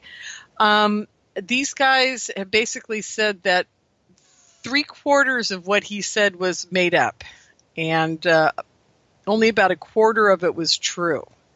But I don't know what quarters they were because they won't tell me, what quarter was true. My guess from having talked to them and what our conversation led into Phil Schneider, that probably they did run into some aliens underground. I'm not sure that's how he lost his fingers or how he got the horrible torso injury. I am not sure about that. But I do believe that it probably was the aliens. Okay, so I'm going to leave it at that. My jury is still out on him because I so want to believe him. I really do, you guys. Of all the guys out there from the old days, he and William Cooper and, oh my God, Bo Bryce. I think Bo Bryce is still alive. I mean, all those guys back in the good old days of Rachel, Nevada, and a lot of stuff going on in Las Vegas. Even Stu Webb, an older friend of mine that disowned me and said I was an FBI agent, but I still love him. An FBI agent, really? Yeah, I was accused of being an FBI agent. I laughed because I thought, geez, if I was an FBI agent, I wouldn't be going through the hell I've been going through. I was just going to say. Oh, my God. We know what hell is. Believe us. Oh, God, yes. Hell is something else. Hell is coming home from contact in the desert after 24 years of living in a house that you're supposed to be buying and getting the eviction notice. Yeah, I mean, I've been through some stuff lately that is just horrendous. But anyhow, it's okay. I've survived it. I'm all right. It's good. It's okay. Good for you. But, yeah, anyhow. So, yeah, no, I'd love Phil. I wish he was still alive to talk about it. I would love to have met the man, but sadly, we may never know the truth about Phil, because unless I can get one of my guys before they go to tell me the absolute truth, because, at that point, maybe it won't matter to them, but they do have families. So that's a big problem. That's one more thing. I'm going to bring up something, if it's okay with you, Dave. Yeah, what sure. people don't understand for later. Oh, good. What people don't understand that I am so fully aware of is that I know some guys that have told me, and it took me a long time to grasp it. They have not come right out and said what's happening, but here's what I take, and this is where it always ends up with us. I say to them, but if you're dying and you're in the hospital, can I bring my cell phone and you'll tell me everything, right? I always beg them this. I did it for a couple of years to 3 or 4 of them. Just come on, let me get my video. If you're dying and I'm your best buddy, come on, let me come and record everything and they laugh. They just laugh. They go, no, it's not going to happen. And I go, why? I said, why? If I knew I was dying, I'd tell you everything I know if I knew something. They go, no, you wouldn't. And I said, why? And they say, it's not the same sentence, but it's the same gist. Okay, here it is, folks. They're going to torture my family into eternity. They're going to get me even when I'm dead. Okay, so I'm like, what? I'm like, I heard that a few years ago. I heard it from somebody else a couple years later. I heard it from somebody else recently. I'm like, what? It finally dawned on me, folks. They can get you into eternity. These guys plan 500 years in advance everything they do. Remember what I just said. 500 years in advance. Everything they do. You've got to understand how controlling, how meticulous, how planned out everything they do is. If there is one scenario that says Lorien's going to be in Timbuktu on March 4th, and another scenario that says Lorien's going to be in Bangkok on March 4th, and another scenario in their timeline that says I'll be in New York City on March 4th, they will have people in place in all 3 cities just to cover their butts. Okay, to take me out, if that's what they were going to do. So you've got to understand, they play 3-dimensional, 5-dimensional, 10-dimensional chess, whereas we're barely thinking one move ahead. Okay, so this is what's going on. So when these guys tell me this, my thoughts are this. They are so far advanced of us of what they're going to do that they probably would take their children, use them in satanic breeding programs, keep one generation alive each, generation, and kill all the others as they make them breed to make more, and tell them they're going to do this to these people before they kill them. This is the kind of stuff they would do. Well, okay, so we're getting some feedback here in the Spreaker chat, Lorien, and one of the questions is who is they? Are they aliens? Are they the government? Who? I think it's the government, the aliens. I think it's all of them. I think we have 4 or 5 different groups that are running the world right now. Mm-hmm. And I think it's underground bases, MyLab military is one of them. The Illuminati, the people who own everything I'm looking at on my desk. They own every company that makes everything on my desk in the world, okay? How many of them are there? There's only, 850 of them that run the world. Just like we only have 850 guys in Congress or Senate that make all your decisions, but nobody will kill them and get rid of them like the French did, Okay, I'm really digressing, but you get my point. The point is there's many different factions, And I'm not sure they all talk to each other, but I think they do. I have a very good idea that they do, because they wouldn't be able to ensue the torture that they're doing to us while we think they're giving to us and loving us and taking care of us, when they're actually controlling us from cradle to grave. Anyhow, it's on so many levels. You got your government at the top, you got them vaccinating your kids at the top, you got the don't even get me started, but you get my point. Yeah, it's everywhere, it's insidious, and it's all of them. That's who they is, folks. At least you're right. And we got well, Johnny in Spreaker chat also agrees with you. And all right, so let's jump back a little bit. We have a really cool question from Dino. Wants to ask about David A. Lorien, Dino wants to know, what about David Adair and what a genuine guy he is, and why we should believe his long stories. We believe everybody else's stories. Well, David is an interesting guy. Like I said, I take all of these guys and I put him in he's hitting 80-85% as truth. One of the reasons I think David's telling the truth, like Bob Lazar tells the truth, is because his story has never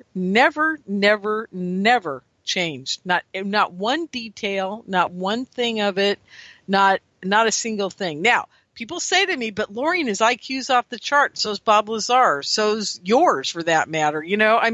I can remember details and things, and I can never make my story change. But there's something that happens that is very seldom talked about, except for in the contactee community. And that is the part about where these government agencies, the aliens themselves, the MyLabs perpetrators, the whatever who's doing whatever to you when you're having your experience, they always try to wipe it out of your mind. I'm going to give you guys an example. When I saw that craft over the house in Anaheim, California, the weekend I had what I called the biggest rude awakening of my life, and I met all the super soldiers, and then I suddenly am putting on a conference for them. I saw 3 orange lights outside the window, and I looked up, and I saw them. I know they were there. I know what I saw, right? Then I go to bed. And then for a year after that experience, I would wake up every morning and it felt like somebody had been in my head erasing what I saw and experienced. Mm-hmm. I would have to make myself lay there for about 4 minutes, 3 to 4 minutes every morning, and picture those lights as I saw them looking out the window and making sure I kept it in my mind. Because literally it felt like somebody had emptied my head. I just wake up with no thought about it, like it wasn't there anymore. And it wasn't like I thought about it at all.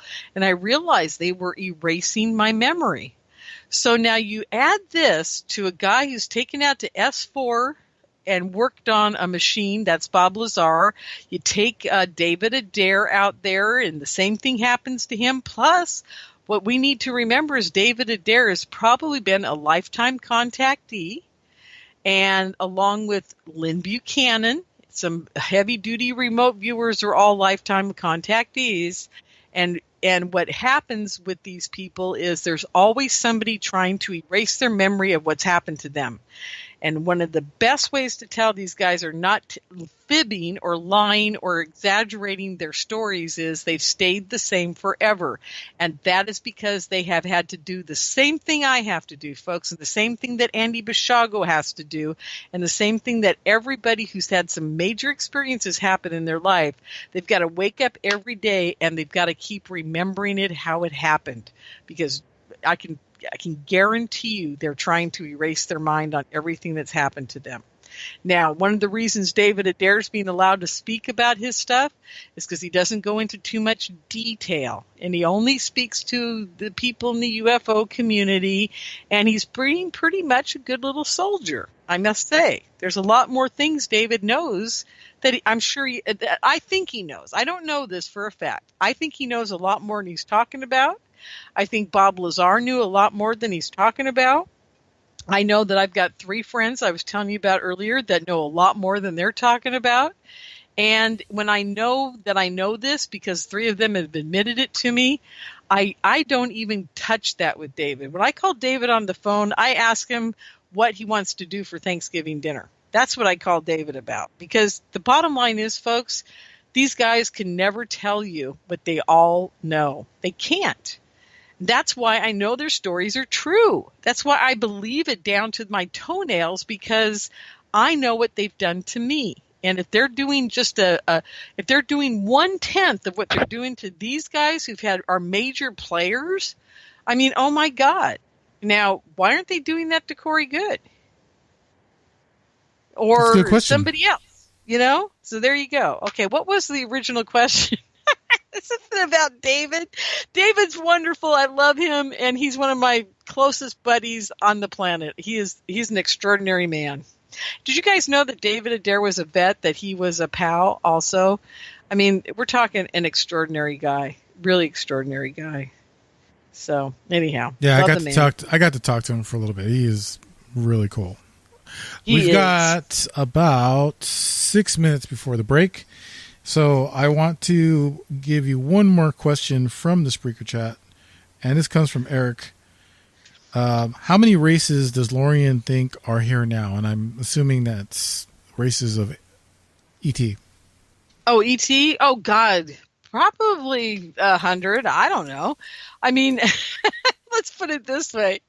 There is a reason I put that line in my bio about me never seeing an alien or a gray or anything, a reptilian or a gray. You guys, I've never seen an alien. Now, I can tell you this. I've had major communication with some type of extra dimensional, higher vibrational being my entire life, my absolute entire life. Since I think it started when I was 18 months old and almost died.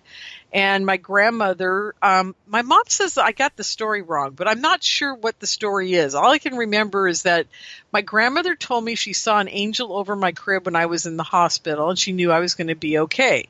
And that the further the story went down is that my parents came and found her asleep by my crib in the hospital when they had run home to change, take a shower, and get back to the hospital because they thought I was going to die. And I wasn't going to make it through the night, that she was asleep in the chair, and they were kind of mad at her, and she just kind of woke up and said, "Oh, she'll be fine." And they go, "Why?" "Oh, I saw an angel. So she'll be fine. I saw the same angel I saw when I was dying when I was a kid." That's what I think that's the story. But my mom says that's not what happened. That she said she just saw the angel that she saw when she was a kid. And she didn't say that it was by my crib or in the hospital room. So whatever the story is, somehow my grandmother knew I was going to be okay because she was in communication with some quote unquote angel. Okay. At that hospital at that time when I was 18 months old and almost died from poisoning myself. So, who knows? I just don't know. I've never seen him. Whatever this dimensional being was by the side of my bed that took me to the place of love, I think it was a very high vibrational being. I just felt love emanate from it. I don't know. An angel, maybe. I do believe the reptilians are here because I did have an extraordinary experience where I felt a reptilian hug me. And I did see a friend of mine start to change into a reptilian. And I actually just missed Barbara Lamb and another woman experience Cynthia Crawford's eyes changing into a reptilian cat eye, or whatever they call that, the slit, straight up slit. So, I mean, that was happening 3 feet away from me, and I turned around just as it was ending. I've seen some extraordinary stuff, but I can't say I've seen a reptilian or a gray or any of that. And I do believe from all the people I know, Kim Carlsberg, Melinda Leslie, Misha Johnston, J.J. Buckner. I mean, the list goes on and on of the type of beings that people have seen. Yvonne Smith, I mean, she regresses people all the time, and they tell her about these extraordinary beings. And I believe, going back to the whole Corey Good thing, that William Henry actually brought up the blue avians a couple of years before Corey Good actually described them. So, I'm not even sure that the blue avians are probably a real thing. I mean, they could be real. So could the giant gold thing with the triangle head, the gold being that he talks about. They could all be very real. I don't know. I just don't know, but my guess is they are real, that people have seen them. And the hardest part about all of this, folks, is the fact that, again, it's subjective to the person having the experience. And they've all described so many different types of beings. It's crazy. I think we're just, I want to start a group up here called UFO Skyway, because I've seen so many ships over Petaluma, California. It's insane. But then other people have never seen a ship at all over here. So, it's like, how many people see aliens, and they see them all different. Just talk to Samantha Mowat, who's on the network all the time with Dave Scott. I mean, she's seen about 12 different species, I think, or 15. So there you go. I think there's real as the people that see them, and the people that see them are probably looking into another dimensional time space. So there you go. That's my thoughts. There you go. Yeah, it's interesting. I live out here near the Napa Valley area, and there's quite a bit of sightings out in the Sonoma area. Also, you have Mount Shasta, which is not that far from us. No, it's not. It's a half a day's drive or less. It's less. It's probably about maybe 2.5 hours. If you. Oh, I thought it was 4. I thought it was 3 or 4. Okay, what do I know? It's probably about maybe 2.5, 3 hours. I say 2.5 because I drive fast. So do I. Yeah, there you go. But it's just interesting how, we have a lot of hot spots around here. I feel that, Northern California is a major hot spot. But I think it just depends on the person too as well. And with that said, I have to stop. We have to go to another break.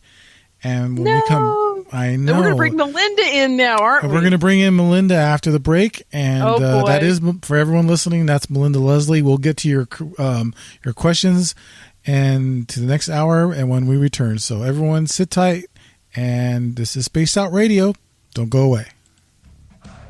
Hi there, this is Dave Scott from Spaced Out Radio, and I want you to come on a nightly journey. Starting at 9 p.m. Pacific, midnight Eastern, every Monday through Friday, you can come hang out with me and the other space travelers. We have it all from Carl the Alien bouncing on by to those misfit gnomes causing havoc. It's 3 hours of fun and entertainment on those topics the mainstream really doesn't want to touch. Come get all paranormal with us at spacedoutradio.com, and together, my friends, along with our resident guitar god Bumblefoot, we own the night. Not ready for bed on Saturday night? Right after Spaced Out Saturdays, hop on over to S4 with Corey Ruiz and me, Eric Cooper from Forest Moon Paranormal. With S4, there are no limits to what we try and uncover. From government conspiracies to helping clean up the paranormal, no topic is safe on S4. We get to the heart of the matter, of the subjects you want to learn more about. So tune in on S4 starting at midnight Pacific, 3 a.m. Eastern, only on spacedoutradio.com.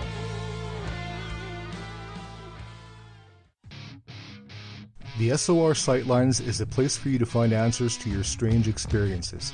Hi there, this is Mike Schmidt. If you have had an encounter with ghosts, UFOs, Bigfoot, ETs, or anything else that doesn't make sense, head to spacedoutradio.com and file a Sightlines report. All information you give is 100% confidential, and I will personally help you find the answers you need. SOR Sightlines, your answers are a click away. Hi there, I'm Butch Witkowski, lead investigator with U4 Cop. On the final Monday of every month, you can listen to me and host Dave Scott on Spaced Out Radio's Strange Days. We're going to get to the heart of the matter when it comes to what's happening out there. People are seeing and experiencing things from ET contact to Bigfoot, and I want to hear about it. Your experiences are what we investigators need to help solve these unknown mysteries. So tune in at spacedoutradio.com to the final Monday of every month from Butch Witkowski's Strange Days. This is Eric Markham, news editor for the Spaced Out Radio's The Encounter Online. We have put together a great team of writers and journalists from all over the world to bring you top-quality paranormal stories, from alien encounters to the latest conspiracies. You won't find any of that fake news here. True stories and top-notch reporting as we look to bring these experiences to the mainstream. The Encounter Online, only at spacedoutradio.com. Do you want to know the truth?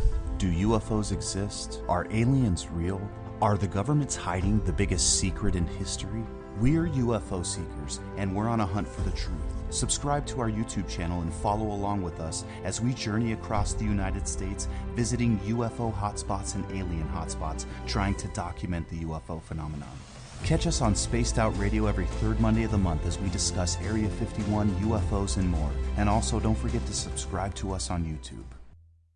Patrolling the Pacific Northwest, we are always on the lookout for the strange and unassuming stories that real people are experiencing. Hi, I'm Vincent Zunza from Pacific North Weird. Me and Alexandra Sullivan have teamed to bring to you those odd stories that never seem to make it into the mainstream. Stories so weird that will leave you scratching your head wondering, is this real? It's as real as it gets with Pacific North Weird. You can watch our videos right here at spacedoutradio.com. Become more intimate and interactive with Spaced Out Radio. Join our Space Travelers Club with your new membership. For $5 a month, we'll provide you with special access to the website, monthly prize draws from books to psychic readings, along with monthly newsletter, private interviews, and more. Sign up today to be part of Spaced Out Radio's experience. Looking for a place to advertise at a very reasonable cost? Look no further than Spaced Out Radio. SpacedOutRadio.com has an advertising tab that you can click to check out our daily, weekly, and monthly packages to play on the radio, or our website including social media. From commercial spots to banners, we have it all. Check out our competitive pricing today. Don't have time to listen to Spaced Out Radio live? Wherever you are, the car, the office, the shower, or even if you're traveling, we're right here for you. Each Spaced Out Radio show can be found on iTunes, TuneIn, and on our YouTube channel, Spaced Out Radio Show. It's the perfect way for you to catch up on our shows. For more information, just head over to our website, spacedoutradio.com, and tune in to us today.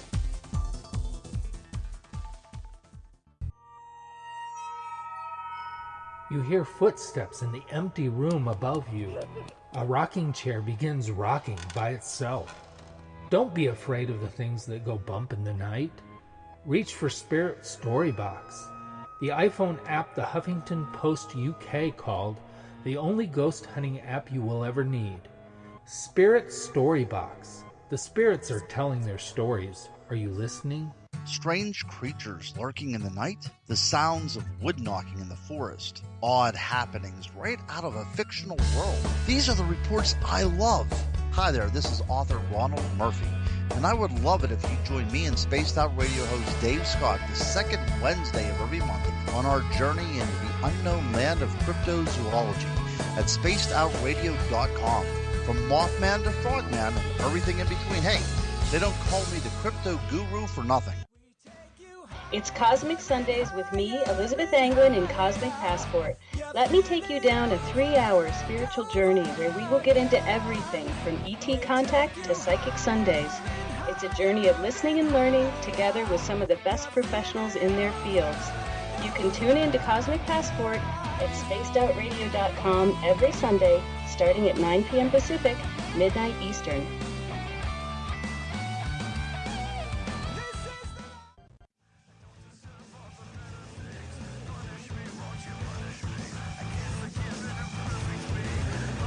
The views and opinions expressed by tonight's guests and topic of discussion do not necessarily represent the official policy or position of Spaced Out Radio, its hosts, syndicated carriers, or anyone associated with this broadcast.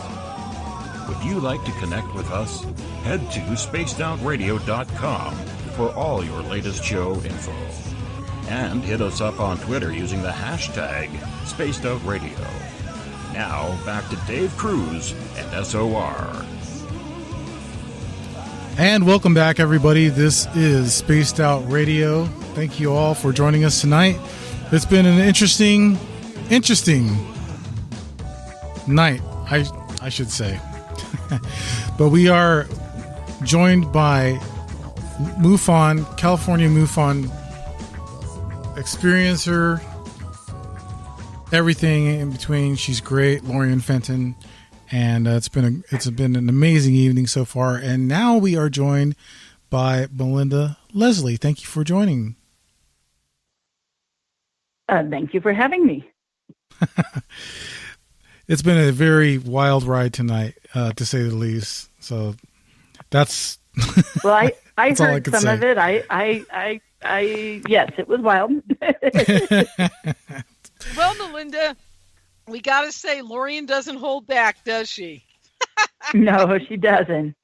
Even maybe when she should. I know. But, the bottom line. I'm kidding. Line is, the bottom line to everything I have to say tonight, folks, I'm going to wrap it up real quick, Melinda, is that I think there is a big psyops going on. I believe that there are people in place right now that are thinking 500 years ahead of what's going on right now with us. And they're controlling the people under 40 with YouTube, podcasting, and you name it, like what we're doing right now. And I believe that it may be a very horrific thing in the end. My real hope in all this is that somehow the loving message of the extra dimensional ETs or God or whatever you guys want to believe in that will help you become a better human being on this planet will somehow fix this and take over the situation and get us back to, a loving, caring situation. But I don't see it happening, folks. I think we've already hit the AI taking over. I think we're in trouble and, hopefully we can change it, but I don't know. We'll see what happens. To be continued, as they say. Melinda, how do you feel about what's been going on in the community lately? Oh goodness. Concerned. Bottom line. I wasn't catching the beginning of the show. Did you say anything about me or my background or anything like that? I apologize. And that's my fault. My fault. Yeah, that's okay, because I thought the listeners, some people are going to know who I am, but there's probably a bunch who aren't going to have any idea. Well, for those who don't know, I can do that. Yeah, for those who, real quick, for those who don't know Melinda, she does night vision goggles. You know what, Melinda, I'll let you take over. Go ahead. Okay, sure. Well, first off, I've been very involved in UFO research investigation for about 29 years, 1989. And it started with, not to go into great detail, but a trip to Area 51 when the Bob Lazar story was breaking. And John Lear was going out there with Lazar and Huff and having sightings. They went on a radio program, talked about it. A friend of mine who came across this turned me on to the program. And literally in like an overnight decision from turning me on to it on a Tuesday night, next thing I know, that same week, that next Friday, we're driving out to Area 51 from Southern California, where I lived at the time. I now live in Sedona, Arizona. But from Southern California, a 5-hour drive to Vegas, 2.5 hours to Rachel, Nevada, and had amazing sightings. Little did I know what I was embarking on, because we were so mind blown. We went back, made the whole trip again about 2 weeks later, and again about a month after that. In roughly a 2-month period, I'd taken 3 separate trips out to Area 51, had multiple sightings every time, and had all my paradigms change overnight, realizing that UFOs were real. The government knew about it. We're watching them fly in and out of a known top secret government facility. The local sheriff and police were out, the base security, white Broncos, Whack-and Hut security, etc. Anyways, so not to go in great detail there, but realizing that they existed, they defied physics as I knew it. The government knew about it, was involved in it, and it was just, a huge paradigm shift. Well, something about that paradigm shift was like inserting a key in my mind and turning it, and I started to have memories come forward, initially in the form of dreams, but remembering experiences that I knew I'd had in my life, but didn't know, just knew I had unusual things. that some of these, including 2 when I was young, involving significant missing time, were actually alien abductions. And then I started to explore that, and then I started to also have current present time experiences. So not just remembering childhood, teenage, young adult experiences, but current abductions. And had witnesses, was taken with other people on a number of occasions, had physical evidence on my body and in my environment on a number of occasions. Lorien's probably blown away that this is the fastest version of this story I've ever given. That is But this is my fastest version of the story I've ever given. There's, great amounts of detail in there. And then in 1993, so this was going in late 89, early 90, and into 91, 92, a discovery process, a research investigation process, a recovery of past memories, plus continually having current experiences. There was a brief period in late 91, early 92, I think it was more early 90, 92, where I thought I was having like constant experiences, like multiple times a month kind of thing. And that's not uncommon for abductees. There are periods in your life where it rarely happens, and periods in your life where it can happen practically back to back. That was a back-to-back period. But then I was living in Corona del Mar, California, just south of Newport Beach, between Newport Beach and Laguna Beach, for those familiar with the area, and suddenly had a different kind of experience and realized I had an experience involving military personnel. Now, at the time, I thought an experience that happened in August of 93 was the first time that happened. And then shortly after that, in November, so let's say one was late August, right near my birthday, and the other was early November. So in a short period of time, I had 2 back-to-back experiences involving covert human agencies or military. At the time, I was not familiar with that happening to other people, but quickly asked, and I had become very involved already at that point in abduction research. I had met, I was working with the late Dr. Deborah Troncalli to recover memories and worked closely with her.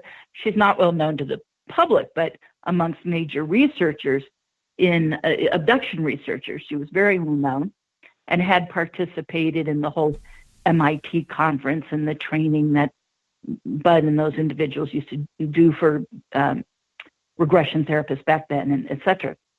And then started to, and that's when also I met during those early years, Yvonne Smith and Barbara Lamb, and et cetera. So I began investigating, my own experiences.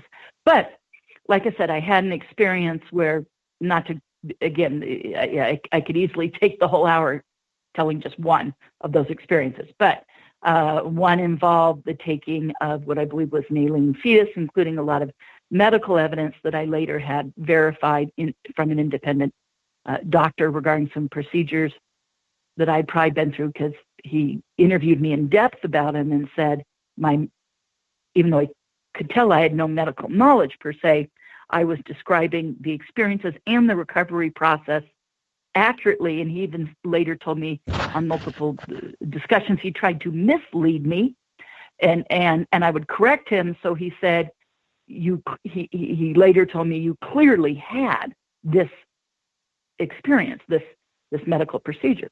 And he had performed it. He was a surgeon who was a specialist in that, so he knew. And then another experience taken by the military when I was interrogated intensely about alien technology. Now, it just so happens, here I'm thinking 93, I'm sorry, yeah, that's right. August and November of 1993 were my first MyLab experiences, MyLab, of course, being MIL for military, Navy for abduction. But it turned out that I actually had previous experiences that I later found out. Many years later, some information and whatnot led me to knowing, well, I guess it was really about 3 or 4 years later when I ran into an old roommate that I had lived with in 89, when everything first started happening, and 90. And she ended up sharing that she had a 14-year-old daughter that lived with us briefly. I had 2 roommates at the time, a man and then a woman, separate situations. And the 3 of us had a large townhouse in Tustin, California. Well, it's kind of a long story without going into her personal detail, but there was a reason why she had a 14-year-old daughter that came and lived with us for about 3 months, maybe 4, at least 3 months. And her and her daughter during that time, and this was in 1990, were witnessing things happening to me, including being awoken during the night by what sounded like military, I'm quoting her exactly, military men in your room giving you orders, you pleading and crying, sometimes screaming, crying, saying, no, I don't want to do it, and this and that. And she said we could hear the voices. They sounded clearly like military. You were arguing with them. And yet I never talked about it, I never brought it up. The next day it'd be like nothing happened. I had no knowledge. I truly had no knowledge. I thought August of 93 was the first time something had happened.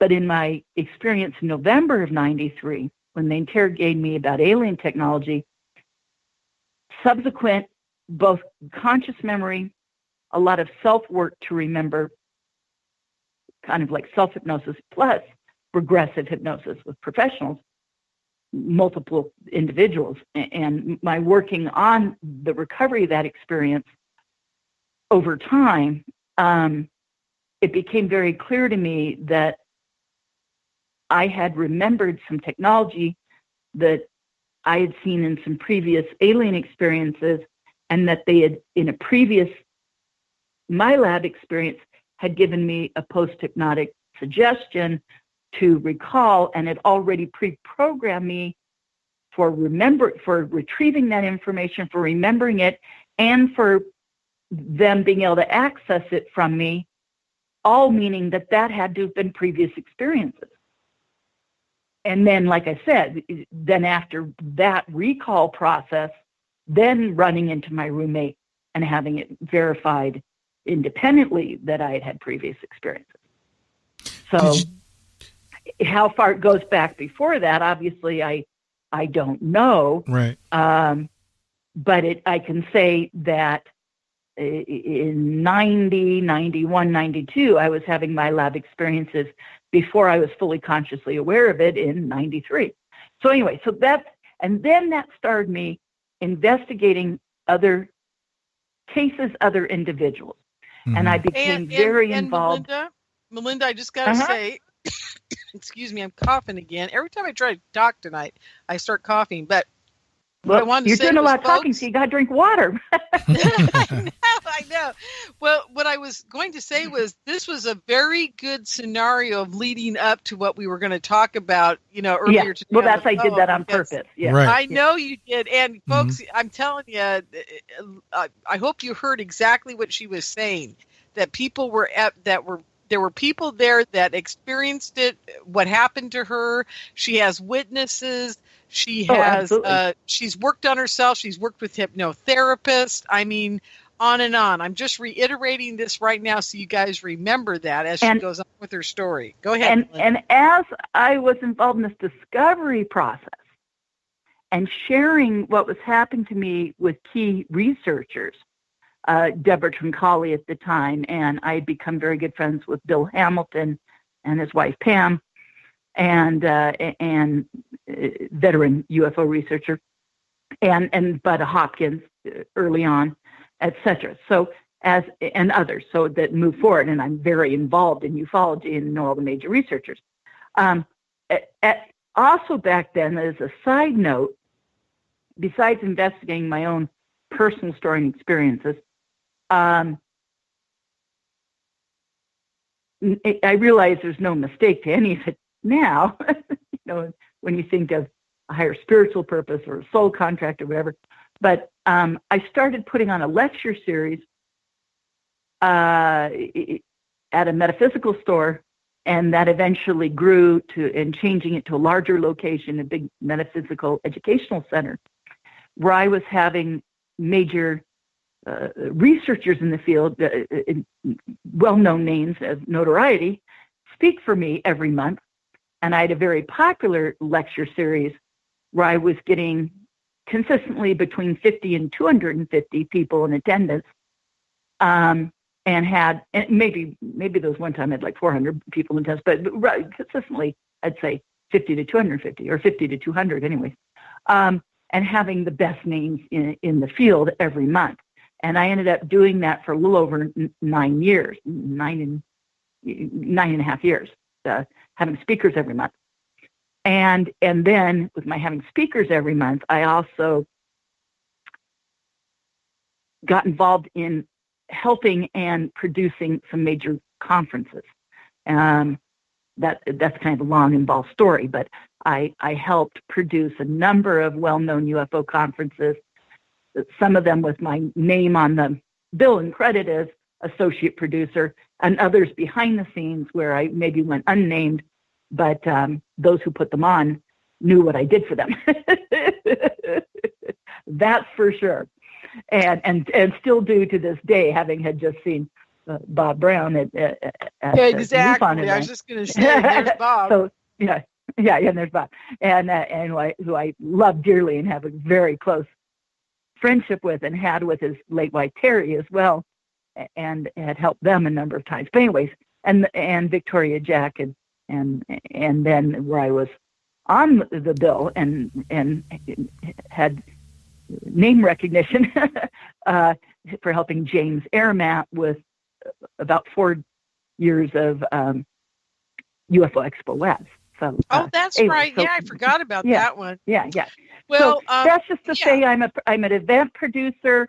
So in other words, and so because of that, I have a long history involved, and a long history of knowing who's who and what's what.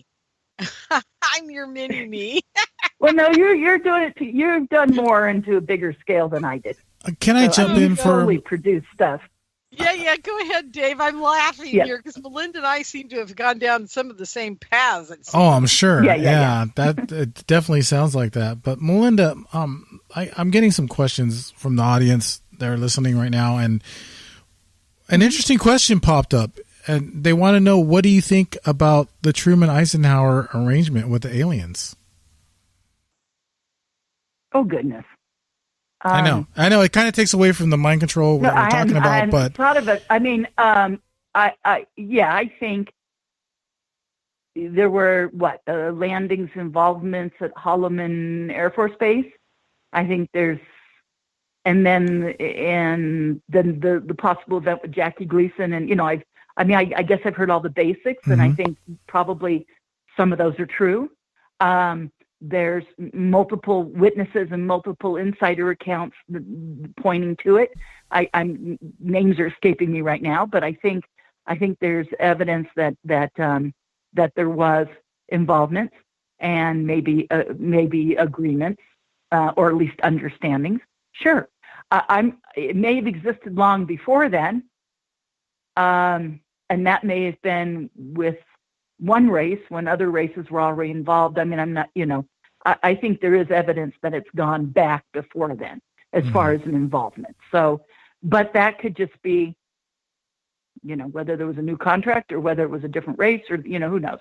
And so, but other than that, I admit I'm not an expert in that. So I'm not that versed. So all I can do is address it in a very loose context.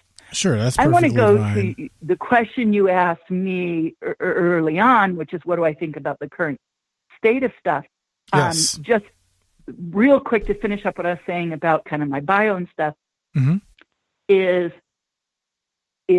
twofold. One is I got involved in my lab research and working with other people. As I met the researchers, they introduced me to other cases. I met people in support groups and the late Dr. Carla Turner, who was extremely supportive of my going out there and doing stuff, as well as some of the early well-known famous abductees who were very supportive. And at one time, there were a number of us abductees out there sharing our experiences with that. Some of those people have, or the majority of them, have pulled out of the field or walked away from it for a variety of reasons. But so kind of by default, you know, I end up kind of being the last man standing. Carla passed. Helmut Lammer pulled out after he wrote his book, My Labs, for professional reasons, to go back to his career. And so, like I said, kind of last man standing.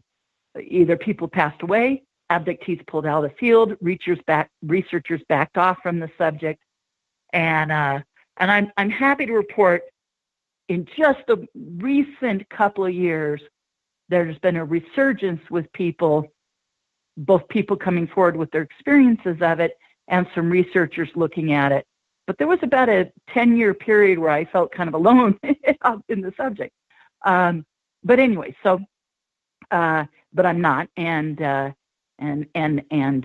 stand on the shoulders of giants for the major researchers before me who started to look into this. So I'm not someone who discovered my labs or anything by any means, but I got support from my experiences. And guess what? None of those people, including Melinda and I, either have a bobblehead doll either. Go ahead, Melinda. Yeah. Well, I'm about to get into that.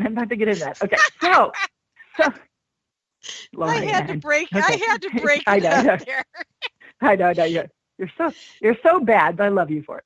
Okay. So, and anyway, so I got very involved and involved in that subject and have remained involved and on and off. Have worked on a book that one of these days I'll complete, and spending like in-depth research forever. I need to actually write, but that's a different story. But I've been very involved in the field, and I lecture on it and whatnot. Now, 7 years ago, actually more than that, 12, 13 years ago, I got turned on by the late Ed Grimsley to using military night vision goggles to have UFO sightings. And without going into the whole story of that, but 6.5 or almost 7 years ago, 6.5 years ago, I moved from Southern California to Sedona, Arizona to start doing the tours that you mentioned, which is I take people out with military night vision goggles to have UFO sightings. The name of my business is UFO Sighting Tours. And I've now completed, it'd be a little higher than that, but I just had a couple nights in a row of bad weather. But I'm exactly at 777 completed tours. So, and in 777 UFO sighting tours, only once did my clients feel that they didn't have a sighting. The other 776 tours, my clients always thought they had real UFO sightings. I'm now starting to have clients buy night vision goggles and go out on their own in areas. And one particular client of mine who got goggles about a month ago and lives up in Southern California. I don't know if you guys are familiar with Talega. It's near Capistrano, a big fancy housing development up in the hills, up and behind Capistrano, a little further to the south, but way up high in the hills. And they have a business, I think, on Ortega Highway, which goes out to Lake Elsinore. And anyways, between going out on Ortega and going out in a park or some area behind their home, they're having tremendous sightings. And now he's just bought another pair. So he bought a month ago a pair of goggles. Well, now this last week he's bought yet another pair because he's needing people to see what he's seeing at the same time. And he's seen amazing things, including fully structured craft the last couple of nights. So, and he texts me every night. So I jokingly say I created a monster, but anyway, so this kind of thing. But I'm glad that people are out doing this, just like Ed showed me, turned me onto it. Well, I turned a whole bunch of people onto it who have bought equipment and are doing it and even starting businesses now too. but I love doing that. I love providing that experience to people. It's kind of become my main job. It's my main income, my bread and butter, doing these tours. And I'm also an intuitive and a psychic, and I do readings here in Sedona as well. And I love doing both equally. I have people who come for readings who don't want to have anything to do with UFO tours, and I have people come on UFO tours who don't want a reading. So I have my feet firmly planted in two very different worlds. Occasionally there's some crossover, but in many ways they remain separate. Anyway, so that's my background. Now, in what you had asked me, that's kind of a long intro into it. That's all right. Because I do my lab research, I'm very prickly about how that subject is handled. And it's my life, and I've helped hundreds of people. I've investigated more in depth and interviewed well over 100 people with experiences, and probably know another 100 or 200 that have shared stuff with me who I just haven't done any in-depth investigation on.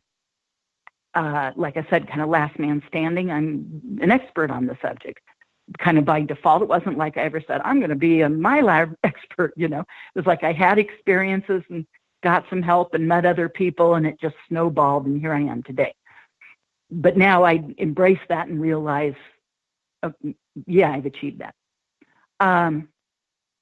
It's one of those subjects, for everything you realize 100 things you don't know, and I'd never profess to say I know all about it by any means. I'm constantly learning. But like I said, I'm very cautious and prickly about how the subject is handled.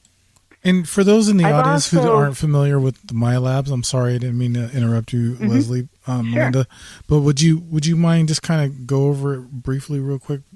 Yeah, we know about the Montauk and all that, but is there any difference just quickly, you guys, we only have about 24 minutes left in the show. So just do it in 1 second. I can give that. Okay, I can give that description and share a huge concern. Now, I will say this. I was just on August 9th, a couple days ago, on another radio program called The Nature of Reality. If people go look Melinda Leslie up on Facebook, see my Facebook post, scroll down, just, 3, 4, 5 posts going down, they will see the link to that radio show. So that's probably the easiest way to find it. Or you can search Nature of Reality Radio on YouTube, and Melinda Leslie on Nature of Reality, of course. But if you go to my Facebook page, look up Melinda Leslie on Facebook, scroll down, boom, it's right there. And I did the show on the 9th. It was posted like 2 days later, so it's literally been less than 48 hours since this thing was posted and put up on YouTube for people to see. The reason I'm bringing that up is I went into great depth about this subject. So rather than repeat all that here, I will say this. The one thing I felt after I did that interview, I didn't go on there to talk about the state of ufology. I went on there to talk about my MyLab research, and it just kind of evolved naturally in the conversation. But one of the things is the misuse of the term MyLab. So getting into answering your question, so this is a good segue, is people who are alien abductees who get targeted by covert human agencies, and it got the terminology MyLab for MIL for military and AB for abduction, which meant people who were alien abductees who had military show up in their lives and or in their experiences. Now, I tried to change the title of that because military is so limiting. It's not just military. It can be intelligence community involvement, in aerospace engineering background community, like I said, intelligence community. It can be military. It can be different branches of the military. It can be mind control research community. It can be psi work for the government research community. So covert humans is to say, in a official covert capacity, human beings who then are involved in either the lives and or the experiences of some alien abductees. Now, I get upset that the name is being thrown out there and used by somebody who says that they are a MILAB, when I don't think it applies to, it's a misuse of the term. And some other researchers in the field are concerned about the misuse of the term whistleblower, because traditionally whistleblower has had a very specific meaning. And it means someone who worked in a governmental capacity with proof or evidence for their background of having worked in a government capacity, who then risked their life and or their career, usually both, to blow a whistle to bring attention to something that is going on that could be malfeasance, what's the word I'm looking at? Malfeasance, and illegal activity or something like that. Malfeasance, that's the word. Thank you. There you go. I knew I was close. I was this close, but malfeasance is close. But malfeasance and illegal activity or something. So it's had a traditional term, and it's had a traditional, maybe a little bit expanded term in ufology. And then there's another term, which is insiders, which are people who work for programs, and they may not be blowing the whistle per se, but they're an insider who's sharing something about their involvement. And many of those individuals have come out and said, I'm being told to come out and say this because we have this ongoing 40 or 50-year disclosure plan, and some of these insiders coming out and sharing their involvement is a part of that plan. But they haven't necessarily pointed at illegal activity. In some cases they have, so then they are a whistleblower. And in some cases they're just saying, I was involved in something, in which case they're more of an insider. But these terms have been used in ufology and in covert research for a long time. And so, people are upset about that misuse, but let's get back to the MILAB thing. The term MILAB, now, Melinda, Melinda, we've only got a few minutes left, so I think the someone best who's thing using it in ufology is using it to lay claims to a kind of experience that's never come up in my lab experiences in my research and working with a lot of people the people before me. Let me go on to say this, is that also that person, when asked in public settings and in interviews and whatnot, does not know the history of the terminology. And I'm going to go ahead and tell the listeners, but I want it to be on the record that I'm saying this first on this date, on the 12th of August, 2017, that it was an abductee by the name of Katarina Wilson, right, who first came up with the terminology, and it applied to, again, alien abductees who were having covert humans show up in their experiences or were having their life manipulated by them, and people who are having those experiences. So she said it's not just an alien abduction, it's a military abduction. And then Helmut Lammer, a independent researcher from Austria, ended up using that term and titling a book, MILAB, and it has a subtitle like Military Abduction and Mind Control, I think is a subtitle. But I think MILAB, it is too, if I remember correctly, you're right. Yeah. And Helmut Lammer and his wife, who helped him write it too, Helmut and Marion Lammer. So I think both their names are on the cover. So he used that title, but he borrowed it from Katarina and gave her credit. So that's the history. This person out there using this, well, I'll say it's Corey. You guys already were talking about. It is not, when asked where the term, there's MILAB programs. There's never been a MILAB program. It's not an official term. And then he also used the term rehab, which is something I invented. That's right. Because I hated the term MILAB. I hated the terminology. And I thought, well, what they're doing is they're re-abducting alien abductees. So that's why re-abduction, R-E-AB abduction. Okay. But then I also had a play on words, because what I figured out was happening in the involvement was that they were reverse engineering the abductee. Just like they pick up a crash retrieval and alien technology or shoot it down, however they get a hold of alien technology, they then reverse engineer it and apply it to government and military and covert projects. That's right. To both build it and to apply that technology to known surface level technology and corporate entities too. So they apply it to corporate entities, top secret programs, and military projects. And what they're doing with the abductees is the same thing. They're learning from the abductees about the aliens and about the aliens' abilities and about abductee genetics and psychic abilities and all about the technology and what the abductees know about the technology, hands-on experience, navigating or flying a ship, And so they're applying that and they're using that. So the abductees, they're data mining us. We become a source of information. And then some abductees get recruited into programs and used directly. So some abductees do get used in covert programs, and others are just data mined for information, but returned like Lorien well described, and have their mind erased and returned to their life. Okay, so, and then Helmut in his book got more into that how they do this. The way they go about it is with a lot of use of mind control.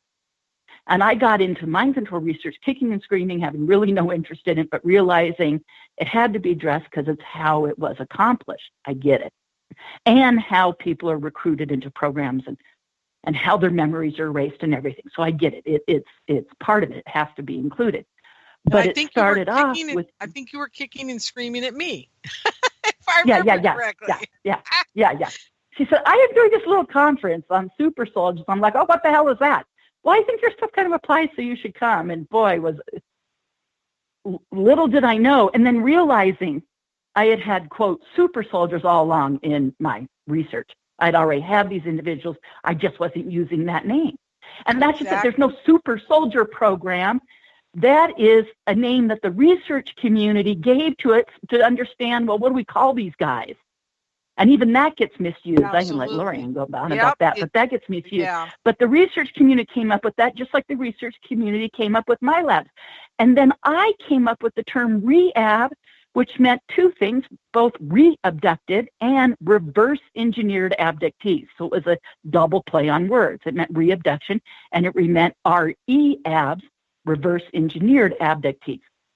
And I still wish I could use that, but I've heard Corey say, oh, there's a rehab program. No, there wasn't. That's a term I fully developed because I hated the term MyLab. And I tried to introduce it in form of lectures, and I published on it. I published and had papers written on that, and was interviewed and was involved in the writing of an article for Paranoia magazine, which eventually got developed into, when Paranoia magazine by Joan d'Arc stopped, she then published a book called Paranoia in lieu of, because, it was like taking some of the best stories and republishing them, and some new stories that never got to make the magazine before it ended, and she put out Paranoia. And so I had a whole chapter that I wrote for that book called Rehabs, but it was based upon a previous article, and I'd been interviewed and introduced the term in UFO magazine back when it was being put together by Vicki and Don Ecker. So I've been published on this many years ago. Well, see, Melinda, so there's no rehab program. That's a terminology I came up with, and it bothers me when my stuff gets used and railroaded and somebody else claims that it's theirs, or they're claiming there's programs that there aren't, and using terminology. And then when people ask him the history, he waffles on it and isn't clear about the history of the term, does not give credit to Cat Wilson and to Helmut Lammer. So that's just one thing. And I did not mention that in the other interview. So I thank you for giving me the platform, letting me express that here. Absolutely. So that was the one thing I regretted I didn't say in the other interview. And actually, Melinda, yeah, I'd love. I was just going to say, I gotta say something. Okay, go ahead. Say something. Go ahead, Lori. I'm sitting here and I listen to all Melinda, and you guys, I'm seething again. This is just how I felt after he got done with his presentation at the MUFON Symposium, because it isn't just Melinda. Melinda is one of what did we figure out? At least 15 people that we heard stories from that you and I both recognized. Niara's was blatant. And there were like 5 others that I caught on to. I know you caught on to a few more. And then he's stealing your stuff too. But it isn't that he's stealing it. What bothers me about it is he's rehashing it and not saying it's his, but not saying where it came from, and then expecting us to believe that he understands it all. See, this is the part that makes me absolutely like he's an expert and he knows all about these programs. Well, dude, there was no MyLab program. That's a terminology the abduction community created. And there's no rehab program. I created that. You know, and it's like, yes, are there programs involving covert stuff? But then at least say, you know, at least if someone says, well, what's the history of MyLabs? At least say where the term came from. Don't claim that, oh, they've always had these programs. No, they haven't. Yeah. You know, I mean, it's disgusting. It's just like a rehash of a bad Hollywood movie. Lorien, and the problem is that is one example of many. And at that MUFON lecture, as soon as it was done, I talked to major researchers. These are well-known authors, respected people in the field who've been doing 40 years of work. And or at least 20, you know, some of them were 20 and some of them up to 40 and 50 years of work, but a lot more. And so these are I don't need to list a bunch of names or name drop, but these are well-respected people. A few of them were other speakers there. Others were just people in attendance. And everyone was coming up to each other immediately after the lecture and exiting the room and in the hallways and stuff saying that was a cobbled story. Cobbled meaning various pieces of other stuff cobbled together. Mm-hmm. And I agree that I think even if he originally had some real stuff happen, it has been usurped. His team has been infiltrated by the intelligence community. Absolutely. And it's been usurped. And I think he made himself vulnerable and weak when he went after the buck, because when you have a TV deal before the research is done, that's a problem. That is a huge problem. And I went on and on and on in the other interview, but I'll just mention, and then people can go and actually, so what did she actually talk about? Which is that in ufology, it is well known for many years, traits to suggest that there's a hoax. How do you know a real case from a hoax? And a case that is constantly elaborated on and changed over time and added to, where the original story is almost lost in the constant changes, has always been a huge red flag. Another red flag is, does someone get the movie deal, the comic book deal, the figurine deal, the TV deal, the book deal before the research, you know? And that's always been a problem. Did someone originally present themselves as, I need help with my case, or how do I make a buck? And there's a history of him saying, how do I make a buck? Yep. So, and that's, a lot of people have come forward. I don't need to address that. A lot of people have. And so you go, well, wait a second. And I go, well, and then even if he had some original experience, I think it's been lost because his team has been infiltrated.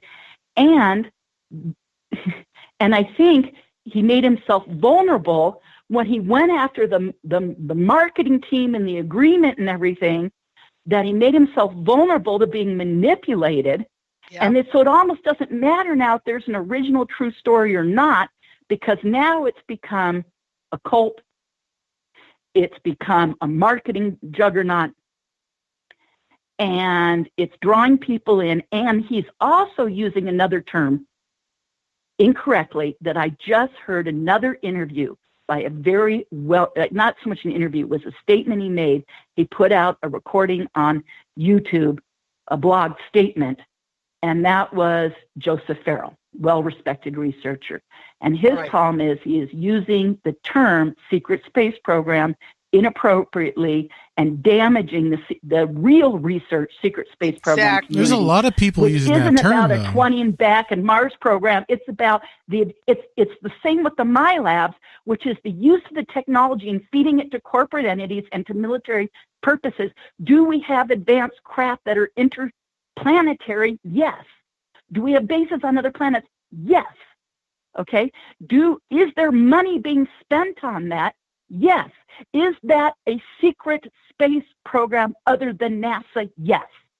But what he is calling his experiences is something else. And it ends up complicating it when you involve channeling, which I'm a psychic reader. I'm a channel. That upsets me that he's misusing that terminology. You know, so it's like, okay. Anyways, I'll get off my soapbox. Thank you for letting me do that. That's totally Melinda. Yeah, it's. Thank you. Both Melinda and I both get to a point where we just kind of throw up our hands and go, "Is there one more thing I can't even bring? I can't bring up one more thing because there's so many." You know, it's a plethora. And if anyone says, "Why am I jumping into this now?" I did not have a dog in this fight. I did not have a horse in this fight. And neither did I. And what happened was I started to use her here. You know, I've done 28 years of MyLab research, working with hundreds of people who've been absolutely traumatized. And I know the history of the terminology, and I stand on the shoulders of giants who did research before me. And for someone to come along and bastardize that terminology is a problem for me. Secondly, ufology has a long history of how do we know a hoax? Are they going for the money? Is there a money contracting deal? Is there a marketing agency? How has that case been vetted? Do they have evidence? Is there corroborative witness testimony with people who say, I was in school with this person, or I worked with this person, or I was at the base with this person? You brought up Andrew Basiago. He has that. He has people that have come forward and said, I was in the program with him. Exactly. Okay? And I'm not sure if 100% of his story is true, but he's got certain things. The other thing, like we were saying, we were talking about the other night, I was asked about Bob Lazar, and also Basiago, and some of these other individuals. I could go on and on. Many of these individuals, they come out with their story, and it's been consistent over time. It is not constantly grown, changed. They're not adding stuff on to constantly draw in more people. And let me tell you, folks, none of these people had a rosy life. And that's what I'm really got to make very clear here. Melinda, myself, Misha Johnston, Solaris Blue Raven, Nayara Isley, the Janet Lesson, all of us women in this little group of ours, I'm telling you, we do not have a cushy life. And no one's offered us a book deal. Nobody's done anything for us. No one's cared about us. We scrapped our way to get our voices heard so long and so loudly that no one pays any attention to us. And it's okay. That's not what I'm bringing it up for. What I'm bringing it up for is, where does this guy that has one abduction story, whereas Melinda and Kim Carlsberg, I can go on. The list goes on and on of all the women who have children and have been abducted a gazillion times and have been taken to different planets. And men. It's not just, Oh, and the men who too. have. And the men. And what they've been through in their lives. I said this on the program the other night. I know a medical doctor who lost his license over this. Yeah, because he dared to say he was an abductee. I know people who have gotten divorced over this. I know people who have lost custody of their kids, some of them forever, and some of them had to fight to get custody back because they dare say they're an abductee. And these were all people who also were MyLab cases, by the way. And again, MyLab being that they have covert involvement in their lives and or their experiences, which is harassment, surveillance, monitoring, interrogation, follow-up procedures, manipulation of their life. It starts, in my research anyways, it starts with they are an alien abductee first. Corey, prove to me you're an alien abductee first before you start saying you're a MyLab, because a MyLab means you're an alien abductee first. Thank you. That's right. Ladies, okay. Before we end the show, and Leslie, you have to come back on the show. Thank you very much, Melinda. I'm sorry. Absolutely, anytime. Thank you for letting me vent. I'll come on anytime, and I won't have to vent like this again. I got it out of my system. We can actually talk about my research. How well, that's what I was going to say. Is we have so many questions for you, but there's just no time. And earlier we were plagued with just a bunch of issues I won't even get into. But ladies, here's my question, and this will be the one to end for tonight. How do we open up the dialogue to end all the bastardization that's been going on in this community? And so far, it's been happening from one person in particular right now. But who's to be somebody else tomorrow? And that's exactly where I was going to go with. I was just going to say with who's going to be next. That's another thing I mentioned in that other interview is about every 3 to 5 years, within every 5 years or less, there's a major hoax in the community. I'm not saying this is a hoax. I'm not saying that because there could be some reality to it. Problem is, it's become a problem and it's turned into a marketing juggernaut and a cult and an infiltration and all these other things that make it just a huge red flag to ufology. We don't need this case to prove UFOs exist. We don't need this case to prove the government's involved. It's become so problematic. I want people to back off and say, let's take in a bigger subject. Okay, ufology is so important. That's one thing I do go on in that other interview in depth about. It is. It's so important. It's about the future of mankind. It's everything to do with the future of the planet, who we are, where we're going. We're going out into space, who we are in the past, who we are genetically, the history of the planet, the change in the reformation of our governments of the world. And it's everything. It's that important that we're not alone, and not only not alone, but they've been here all along, and that has been suppressed for manipulation, management, and control of everybody listening. You know, it's just that important, and that's why the intelligence community comes in and throws a wrench in periodically. I'm going to quote one insider. I'm trying to remember the quote, but basically it was, I can't remember the exact words, but basically it was that they spin it to keep control of it constantly. Absolutely. And we have a pretty good idea, don't we, Melinda, of who some of those people are right now involved in it? I mean, well, some of them, you know, a friend of ours, two friends of ours, a brand new book coming out by Randy Kopang, a researcher wonderful. I work with closely, is going to address it. And another researcher that Lorien and I are both friends with, which is Grant Cameron, has written about this recently. Yes. In a book called Managing Magic, which I highly recommend. Yeah, his book is amazing, folks. You've got to read it. Grant is probably one of my favorite. If you want to follow a guy, if you guys want to become part of a cult, become a Grant Cameronite. I'm telling you. My buddy, I'd follow him. My buddy Joe, and I, we met him at the Ozark conference this past April, I believe. Yeah.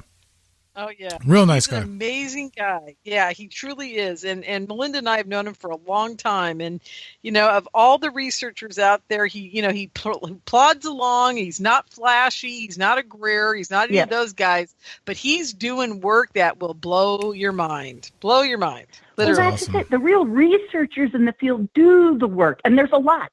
I mean, I could sit here and list 100 names that are amazing researchers in this field who do the investigation, do the work, do the documentation. I mean, there's people doing good stuff.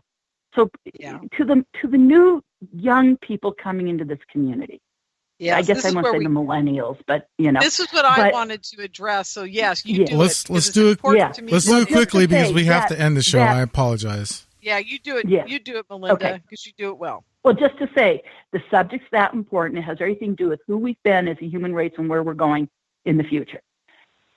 It's everything about that. It is people doing real life work of serious research and investigation with little or no recognition from it and little or no money from it. The number of people in this field who've ever made a buck, you could count on one hand. And that's out of thousands of amazing researchers, or at the very least hundreds. Yeah. And there's people doing real work. This is get in there, do the work, do the research, do the investigation. Don't just believe everything you hear. Are they presenting evidence? Hold people's feet to the fire. They must present their evidence. Absolutely necessary. And I welcome young people into this community, thank God, but it's not about flash. It's about substance and research and evidence. Yeah, absolutely. Awesome. All right, ladies. And I think that, well, we have to end. Okay, Melinda, where can we find you and your work? Good place to jump in is www.ufosightingtours.com. And then if you look me up on YouTube, just Melinda Lessa, I've got lots of stuff out there. And then if you go to my Facebook page and scroll down, you'll catch that interview I just kept referencing. Awesome. Right, and get to LorienFenton.com. And if you guys are in Northern California, come to my birthday party next week. We're going to have a blast. It's on the website, LorienFenton.com. All right, awesome. Ladies, thank you very much. Lorien, thanks again for putting up with all this distraction at the beginning of the show. And we definitely will have both you ladies back on the show. Thank you so much. Sure. Thanks for letting me vent. All right. Y'all have a good night. All right. Well, that wraps it up, everyone. I got to get out of here. And I want to thank everybody who stuck around for all the problems tonight. It was a great show anyway. Thank you again, Dave Scott. Thank you again, Space Travelers. Love you guys. Have a great night.